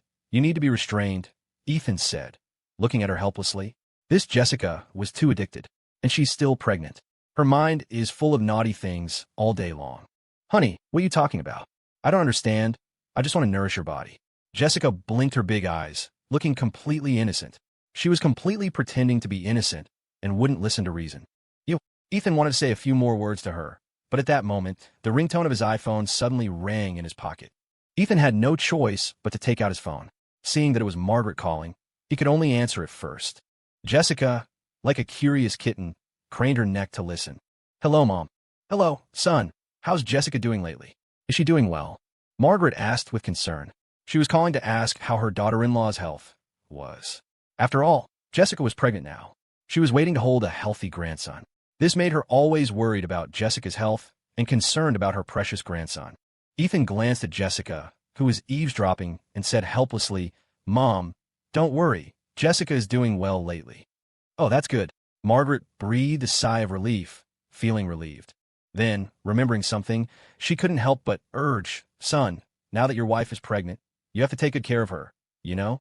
Whatever she wants to do, you have to obey her, you have to listen to her. Don't make her angry, you know? Margaret was still a little worried and kept urging him, afraid that her son would make his wife angry. Okay, I know, Mom. Facing his nagging mother, Ethan's scalp tingled, and he could only agree repeatedly. All right, I'm hanging up then. Remember, no matter what Jessica does, you have to listen to her, remember? Remember. Ethan nodded repeatedly. All right, I'm hanging up. Soon, the call ended. Ethan looked at the disconnected phone, feeling a little dumbfounded. Honey, come on, drink this bowl of turtle soup now.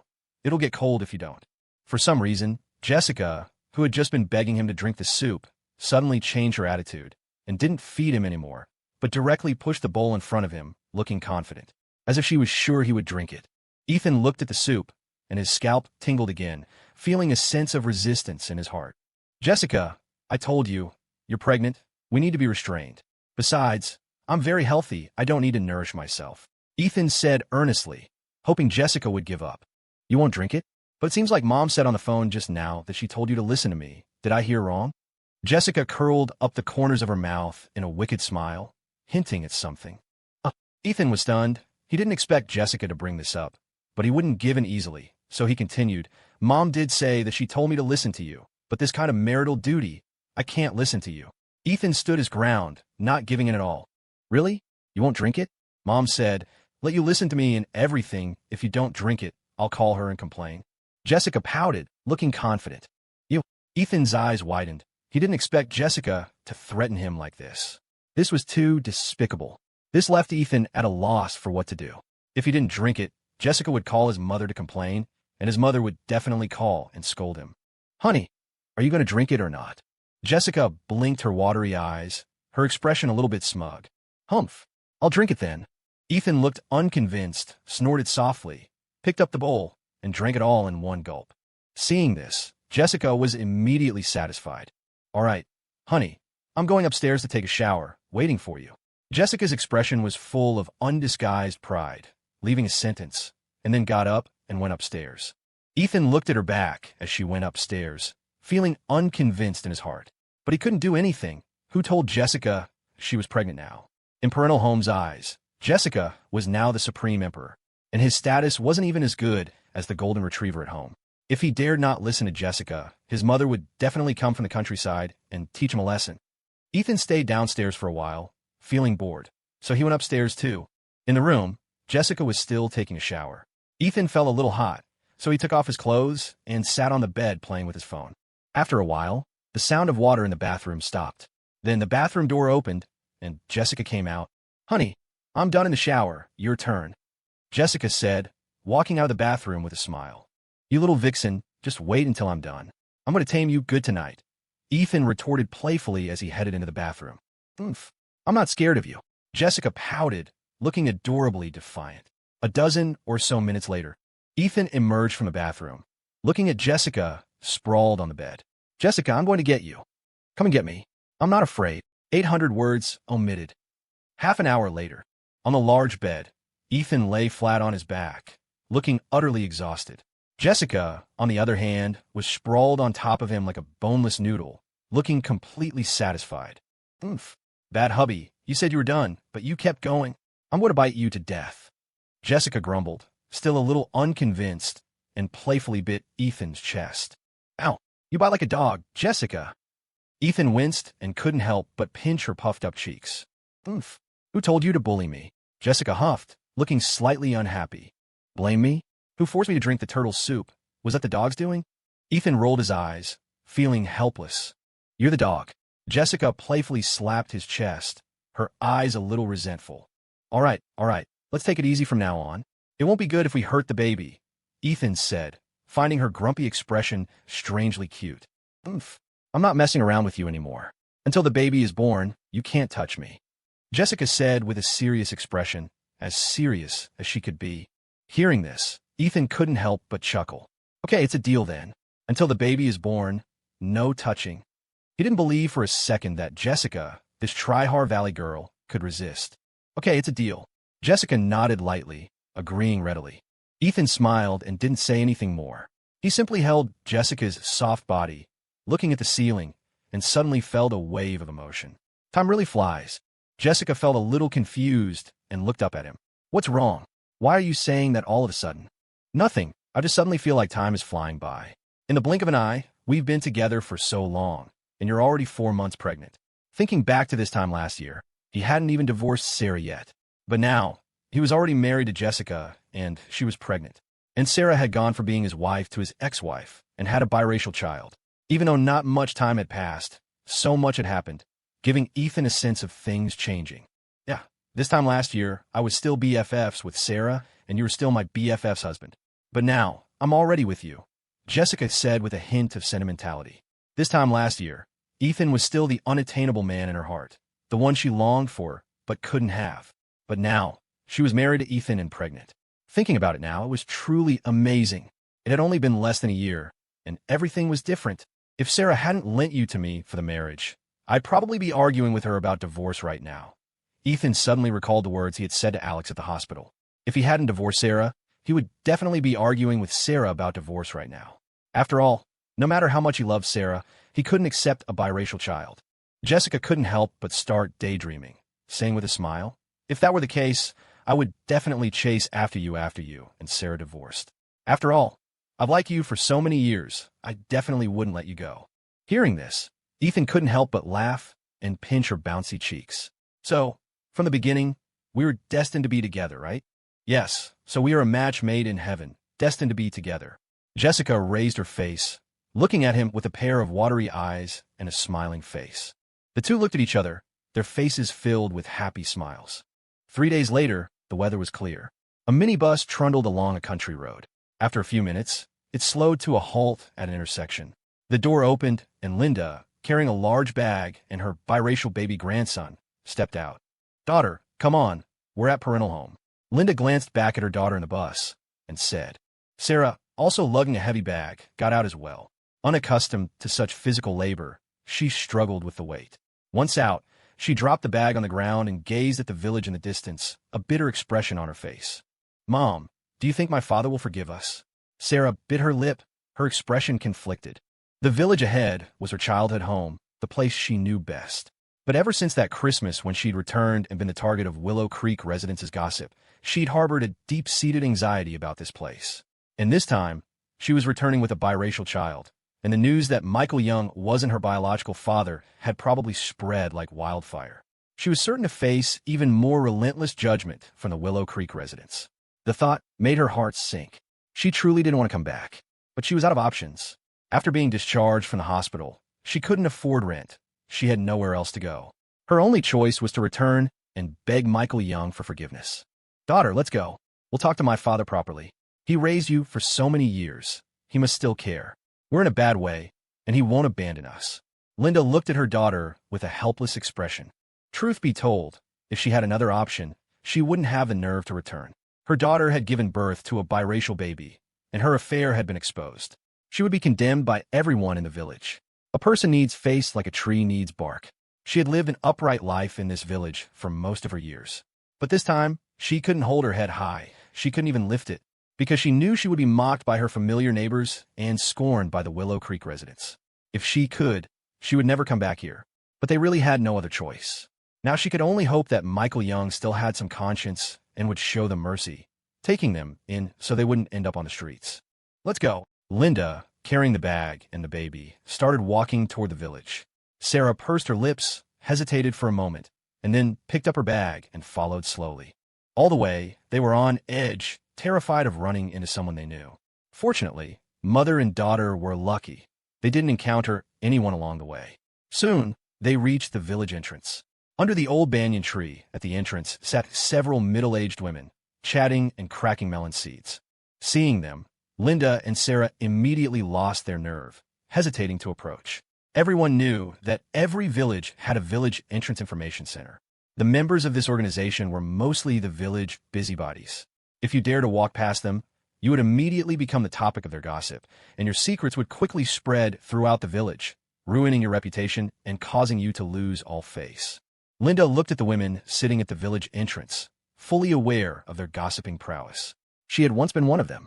If they walked back into the village in front of these women, within half an hour, their return would be known to everyone.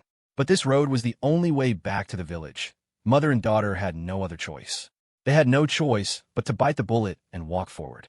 Sure enough, The appearance of mother and daughter immediately attracted the attention of the women.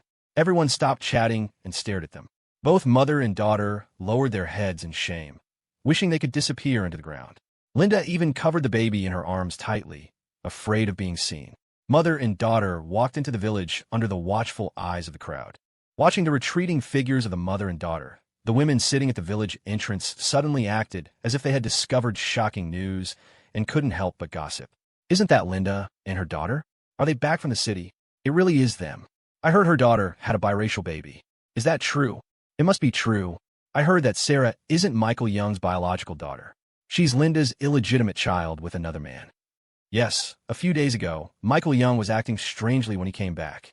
As soon as he got home, he started smashing things and burned Linda and Sarah's clothes. He threw all their belongings away. Really? If that's the case, it's going to be lively at Michael Young's house now that Linda and Sarah are back. They might even start fighting soon. Let's go and see. Let's go. There's bound to be an argument. You go first, I'll go call Ms. Dawson.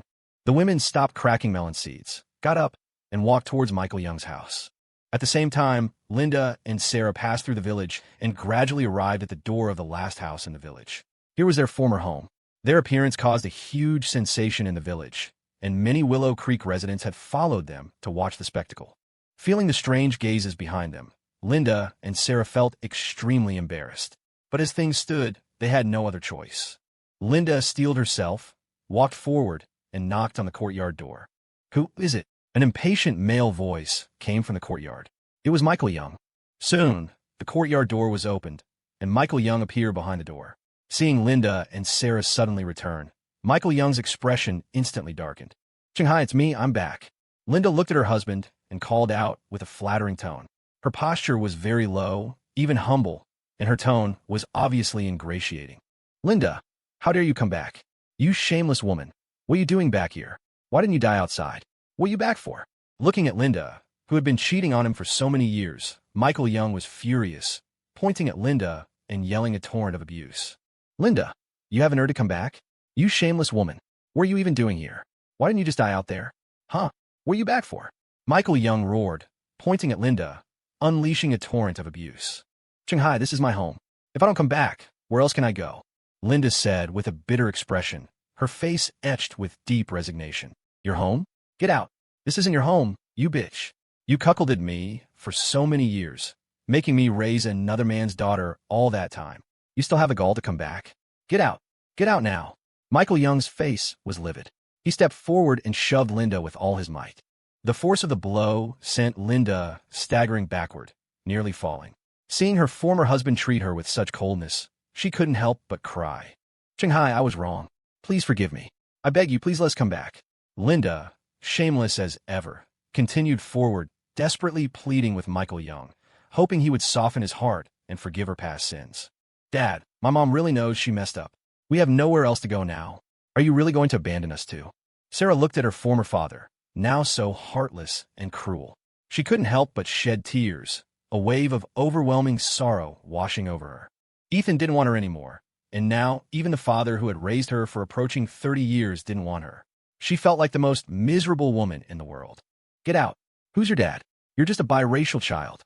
Who knows who your real father is? I raised you for approaching 30 years, only to find out you weren't my own flesh and blood. How dare you even call me dad?" Looking at Sarah's aggrieved face, Michael Young didn't soften in the slightest. The precious daughter he had once cherished was now revealed to be unrelated to him by blood. This made him feel nothing but disgust towards Sarah, a bastard child, deceiving him for so many years. She still expected his forgiveness? In her dreams. "Hi, I truly was wrong. I beg you, don't drive us away. We really have nowhere else to go." "Wah!" Linda sobbed uncontrollably, dropping to her knees and grabbing Michael Young's pant leg, desperately begging. "That's right, Dad. I'm your daughter. How can you bear to abandon us? Wah! We really have nowhere to go." Sarah also stepped forward, clutching Michael Young's sleeve, looking utterly pitiful. "Get out. All of you get out. Linda, Sarah, from this day forward, this is no longer your home. You two shameless women, get as far away from me as you can." Michael Young kicked Linda away and shoved Sarah aside. He looked down at the mother and daughter sprawled on the ground, his expression cold and merciless. "Get out. Just get out." With that, He turned and went back into the courtyard, slamming the gate shut with brutal finality. Wah! Shanghai, don't be like this. We truly know we were wrong. Wah! Open the door, Shanghai. Dad, I'm begging you. Please let us in. Dad, we were wrong. Wah! Dad! Linda and Sarah scrambled to their feet and rushed to the gate, pounding on it while crying and begging for forgiveness. Get out! Michael Young roared from inside the courtyard. Hearing his words, mother and daughter both burst into tears of despair. Wah! Sarah, my father doesn't want us. What are we going to do? Linda's aged face was streaked with tears. The thought of being driven out of her home and becoming homeless filled her heart with anguish. At that moment, she felt that her life was meaningless. She couldn't help but hug her daughter, weeping in despair. Mom, I don't know either. Sarah hugged her mother, her face also filled with despair, tears streaming down her cheeks. Meanwhile, the other Willow Creek residents stood at a distance, watching the spectacle with great interest, whispering amongst themselves. Shameless, these two. The mother cheated, and the daughter cheated. They deserve this. Exactly. And Sarah even brought a biracial baby back. How could she even show her face? How thick-skinned can she be? Michael Young has such a good temper. If it were me, I would have beaten this cheating couple to death. Disgusting. Deserved. A mother who doesn't behave, and a daughter who doesn't behave. People like that are better off dying outside. Linda used to be so arrogant. It's so damn satisfying to see her like this now. Always thought Linda was loose, and I was right. She's a real slut. So disgusting. Yeah. And her daughter isn't any better. Look at that biracial baby. How disgusting. As time passed, more and more Willow Creek residents gathered to watch the spectacle. The discussions were overwhelming, everyone mocking and ridiculing the mother and daughter. Some even spat at the two women's backs. Linda and Sarah, looking at the closed gate and listening to the Willow Creek residents pointing and gossiping behind them, could only pick up their luggage and turn to leave. Under the gaze of the Willow Creek residents, the mother and daughter wiped away their tears and walked towards the village entrance with their heads lowered. Soon, they were out of the village again. Even though they were far away, they could still feel the Willow Creek residents watching their backs with strange eyes. They could even faintly hear the discussions and curses, which were very harsh. The mother and daughter didn't dare to look back, but kept their heads down and walked straight ahead until they reached the intersection where they had gotten off the bus. Here, the mother and daughter stopped.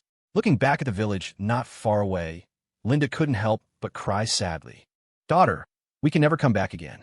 This is no longer our home. Wah. The thought of being kicked out of her home and becoming homeless at her age filled Linda with a desire to die. At this moment, she felt that there was no point in her living. Sarah gazed at the village in the distance, looking at the place where she had lived since she was a child. The thought that she could never come back again filled her heart with pain. She had no home anymore. No home at all. Daughter, from now on, it will only be the two of us relying on each other.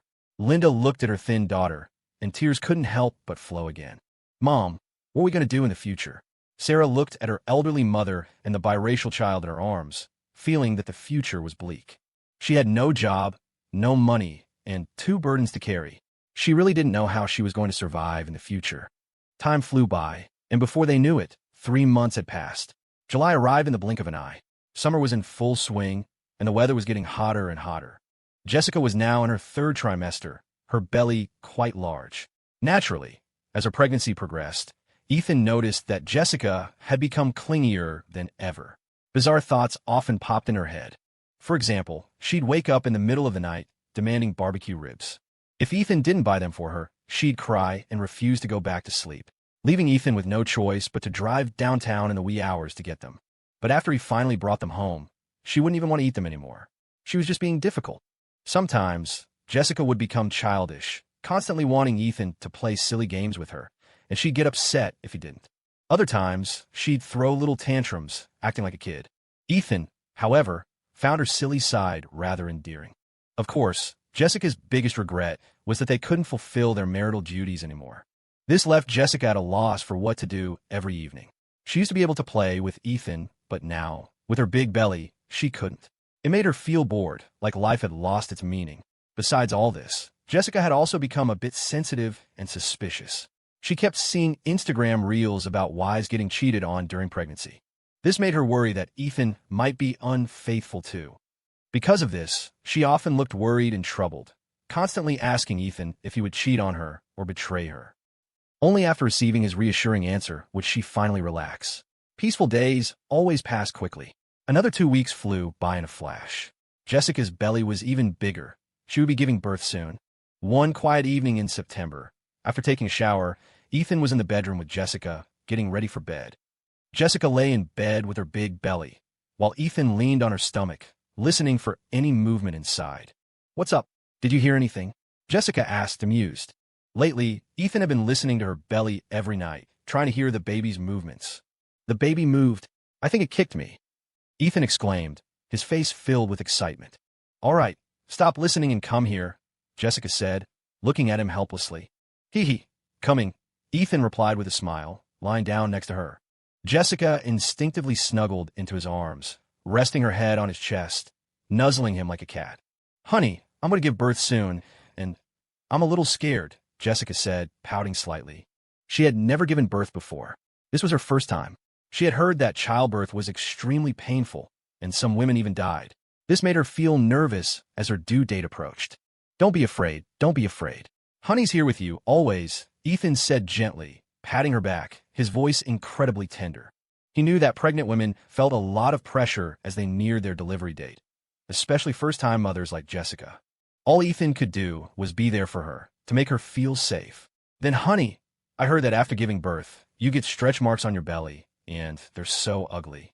Will you dislike me then?" Jessica asked, still feeling uneasy.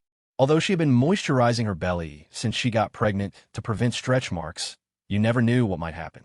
What if she did get stretch marks? Would Ethan dislike her then? Would Ethan cheat on her? "Don't worry, I won't. Even if my wife has stretch marks, she'll still be the most beautiful woman in the world. Honey will always love you, sweetie," Ethan said, stroking her hair, soothing her like a child. "Okay, honey, you're the best," Jessica said, snuggling into his arms. Her anxiety instantly melted away, and she gradually felt calm. Even though Ethan's tone was childish, she loved it. Hearing Ethan's reassurances always made her feel secure. "Oh, honey, I've decided on the baby's name," Ethan said softly. He had been thinking about naming the baby for months. With Jessica's due date approaching, Ethan had started to get anxious and had even started looking through dictionaries. Luckily, heaven rewards the diligent. He had finally decided on a name for the baby. "Oh, you have? What is it?" Jessica asked, looking surprised. Ethan smiled and said, "If it's a boy, we'll name him Sophia Thompson." "Sophia Thompson?" Jessica murmured, feeling that the name was just okay. Then she couldn't help but ask, "What about a girl?" Ethan said confidently, "Also Sophia Thompson." "Also Sophia Thompson." Jessica was stunned, looking at Ethan's serious and confident expression. She couldn't help but roll her eyes. "Wait, that's the name you came up with after looking through dictionaries for all this time?" Jessica was speechless. Just for one name. He needed months of consideration and even dictionaries? She had thought Ethan would come up with an amazing name. But this was it? "What? Don't you like it?" Ethan asked, surprised. He thought the name was pretty good. It could be used for both genders, whether it was a boy or a girl. "How great, how convenient." "It's not that I don't like it. It's just that I didn't expect you to spend so much time on this name, even using a dictionary." "You're such a genius," Jessica said, not knowing what to say. But honestly, while the name Ethan chose wasn't great, it wasn't terrible either. It was just okay. Jessica could barely accept it. After all, she was about to give birth, and with Ethan's naming skills, he wouldn't come up with a better name even if he had another year. They'd just have to make do. So, it's settled then. The child will be named Sophia Thompson when they're born. For the next while, Ethan stayed by Jessica's side every day.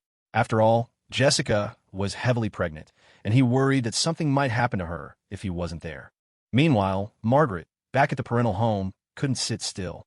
Seeing that her daughter-in-law's due date was approaching, she put aside her farm work for the sake of her precious grandchild and took a special trip to Green Valley to take care of Jessica, just in case. William hadn't come with her, but he called every day to ask about Jessica's condition. Clearly, he was also very concerned about his soon-to-be-born grandchild. In this slightly agonizing wait, the end of September arrived. Jessica, who was about to give birth, had checked into the hospital early. Knowing that she was about to have a baby, Jessica became even more nervous these past few days, more anxious day by day, and the pressure was immense. She needed Ethan by her side every moment, and if Ethan left for even a little while, Jessica would start to overthink things. Under these circumstances, Ethan tried his best to stay by her side at all times, giving her the sense of security she craved. Finally, the day arrived. Jessica was going into labor. She was wheeled into the maternity ward, and Ethan, worried that Jessica was scared, went into the maternity ward with her to provide support during the delivery. Outside the door, Margaret and William paced back and forth anxiously, their expressions uneasy. Robert had also made a special trip from his hometown. After learning that his miss was about to give birth, he was also restless. Compared to the three elderly couple, Jenna, standing by the corridor, was much calmer. After learning that her sister-in-law was giving birth today, she took a day off specifically to be there. Although she was also a little worried about her sister-in-law and the soon-to-be-born child, she understood that with current medical technology, the probability of something going wrong was very small. Her sister-in-law would definitely have a smooth delivery. "Mom, stop pacing, please. You're making me nervous," Jenna said, watching Margaret pace back and forth, the rapid footsteps bothering her and making her anxious. "You child, we know. Today is your sister-in-law giving birth. How can I not be worried?" Margaret glared at her, ignored her, and continued to pace back and forth. Jenna was too lazy to say anything, so she simply sat down and waited quietly. At the same time, Robert stood at the entrance of the maternity ward, constantly turning his head to look at the closed door, his aged face tense. This was his Miss's first time giving birth. He had watched Miss grow up since she was a child, and he only hoped that she would have a smooth delivery. And William, who is usually so steady, was unusually flustered at this moment, his body trembling slightly, showing the unease in his heart. Just as the others were waiting anxiously inside the maternity ward, Jessica lay on the delivery bed, already in labor. Several doctors stood by the bedside, delivering the baby in an orderly fashion. At this moment, Jessica was covered in sweat, constantly letting out painful screams. "Honey, don't be afraid. I'm here. I'm always here." Ethan stayed by the delivery bed, holding Jessica's hand tightly, constantly comforting her in a gentle voice. Watching Jessica's painful state, Ethan felt a pang of heartache. "Honey, it hurts so much. Honey."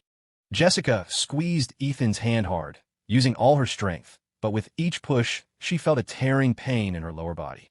"Honey, just this once. We won't have any more after this. We won't have any more. Hold on." Listening to Jessica's piercing screams, Ethan felt like he was being stabbed with needles, the pain making it hard to breathe.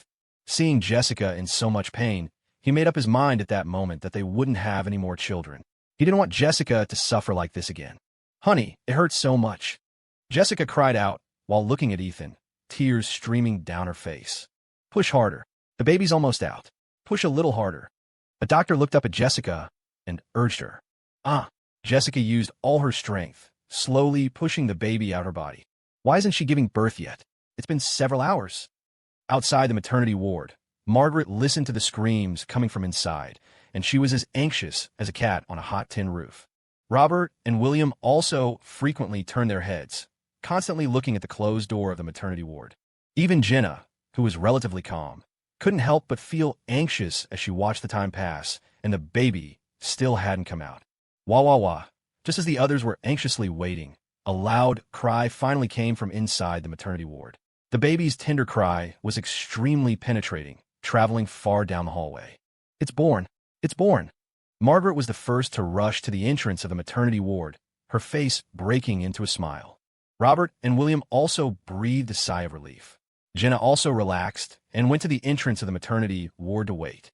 However, the tense nerves of the others did not relax. After all, the baby was born, but that didn't mean the mother was safe. Everyone was still worried about Jessica's condition. Fortunately, they didn't have to wait long before the door of the ward opened and a nurse walked out carrying the newborn infant. Nurse, how's my daughter-in-law?" Margaret was the first to rush up, grabbing the nurse and asking anxiously. "Don't worry, mother and daughter are safe," the nurse said with a smile, informing the others of the birth. Hearing this, the others all breathed a sigh of relief, and smiles of joy appeared on their faces. "Okay, here's the baby. Who wants to hold her?" I'll do it." Margaret stepped forward and carefully took the baby. Looking at the infant in her arms, Margaret was overjoyed and the wrinkles around her eyes softened. "Is this my granddaughter? I finally have a granddaughter. I'm a grandma." Margaret looked at the chubby baby, unable to get enough of her, and the more she looked, the more satisfied she was. She simply loved her to bits. Jenna looked at the baby and said with a smile, "Little brat, I'm your aunt now. You have to listen to me from now on, you hear?" "Jenna, don't be silly." William glared at Jenna, then continued to look at his granddaughter, his whole person seemingly glowing with vitality, as if he had become 10 years younger. Jenna scratched her head, smiled, and said nothing. And Robert remained quietly standing to the side, looking at the child with a kind smile. At that moment, he seemed to see Jessica as a child. The newborn Jessica was also this small, fair, and tender. Inside the maternity ward, the delivery was complete. On the birthing bed, Jessica was utterly exhausted, soaked in sweat, and looked pale and weak. "Honey, we're not having any more, ever again. Just this one." Ethan looked at the weakened Jessica, his heart aching. He carefully wiped away her sweat and couldn't help but burst into tears right there. A grown man, sobbing uncontrollably, crying like a mess. Jessica looked at his choked-up state, and a faint smile appeared on her face. At this moment, she was too tired to even speak.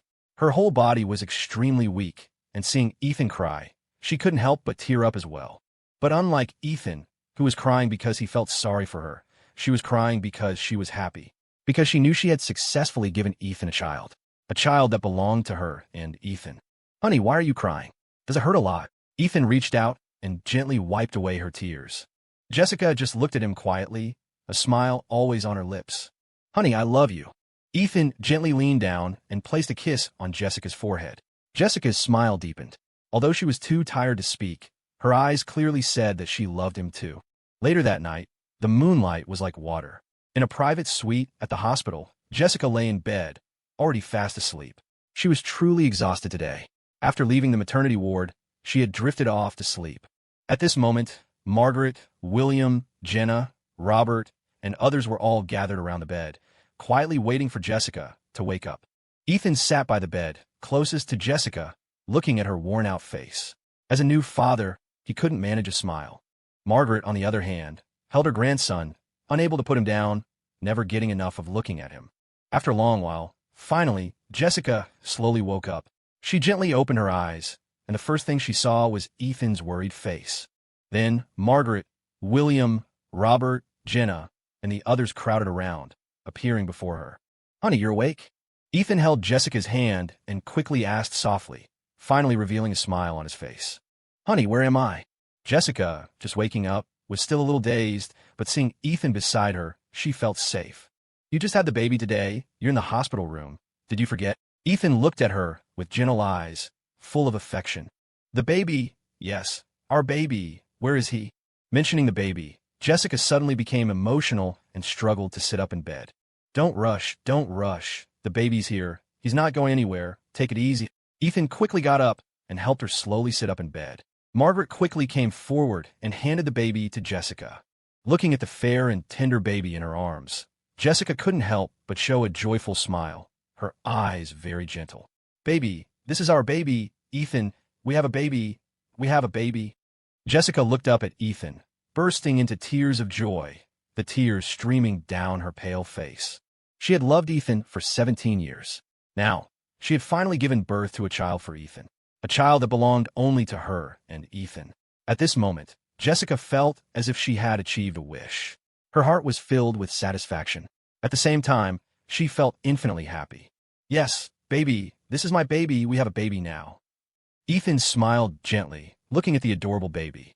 At this moment, he also felt an inexplicable sense of happiness in his heart.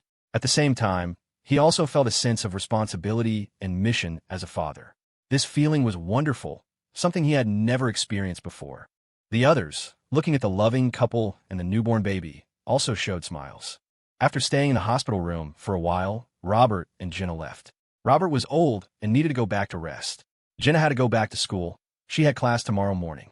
William and Margaret clearly didn't want to go back yet. They wanted to hold their grandson a little longer. But it was already late. They had no choice but to leave first. However, they didn't return to the manor, but found a holiday inn near the hospital to stay, so they could come early tomorrow morning. In the hospital room, only Ethan stayed to accompany Jessica. "Honey, we're not having any more. This is the only one we'll have in this lifetime." In bed, Ethan held Jessica's body, his gentle tone full of heartache. Jessica held the baby and looked up at him, smiling softly. "I'm the one giving birth, not you. What are you afraid of?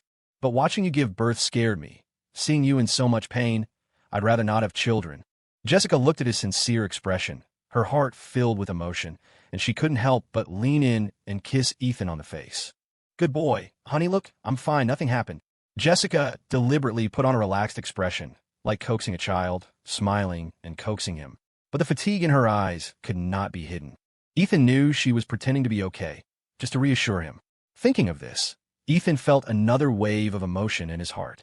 Honey, look, Sophia Thompson is smiling at us. At this moment, Jessica noticed that the baby in her arms was smiling at them, which immediately excited Jessica. Ethan looked down at the baby and found that Sophia Thompson was indeed smiling. The fair and tender child with bright eyes looked adorable and cute when she smiled. Seeing this smile, Ethan's heart melted. Sophia Thompson, you must listen to your mother from now on, you hear? No being naughty and no making trouble. Sophia Thompson didn't understand what he was saying at all. She just kept smiling. She doesn't understand what you're saying. Jessica rolled her eyes at him helplessly, then reached out her finger and gently poked Sophia Thompson's cheek, teasing her. Sophia Thompson's smile deepened. So much fun, honey, you play too. The family of 3 stayed in the hospital room for a while. Ethan saw that it was getting late, so he prepared to let the mother and daughter sleep. All right, let's sleep. It's getting late. But I still want to hold Sophia a little longer. Jessica, a mother for the first time, couldn't bear to part with the baby, never getting enough of holding her. But Sophia Thompson needs to sleep too. Okay. Jessica was a little reluctant, but she had no choice but to hand Sophia Thompson to Ethan. Ethan then put Sophia Thompson back in the crib and returned to bed. Jessica skillfully snuggled into Ethan's arms. She was used to holding Ethan when she slept. She basically couldn't sleep without Ethan by her side. Before going to sleep, she specially waved at the crib and said softly, Sophia Thompson, good night.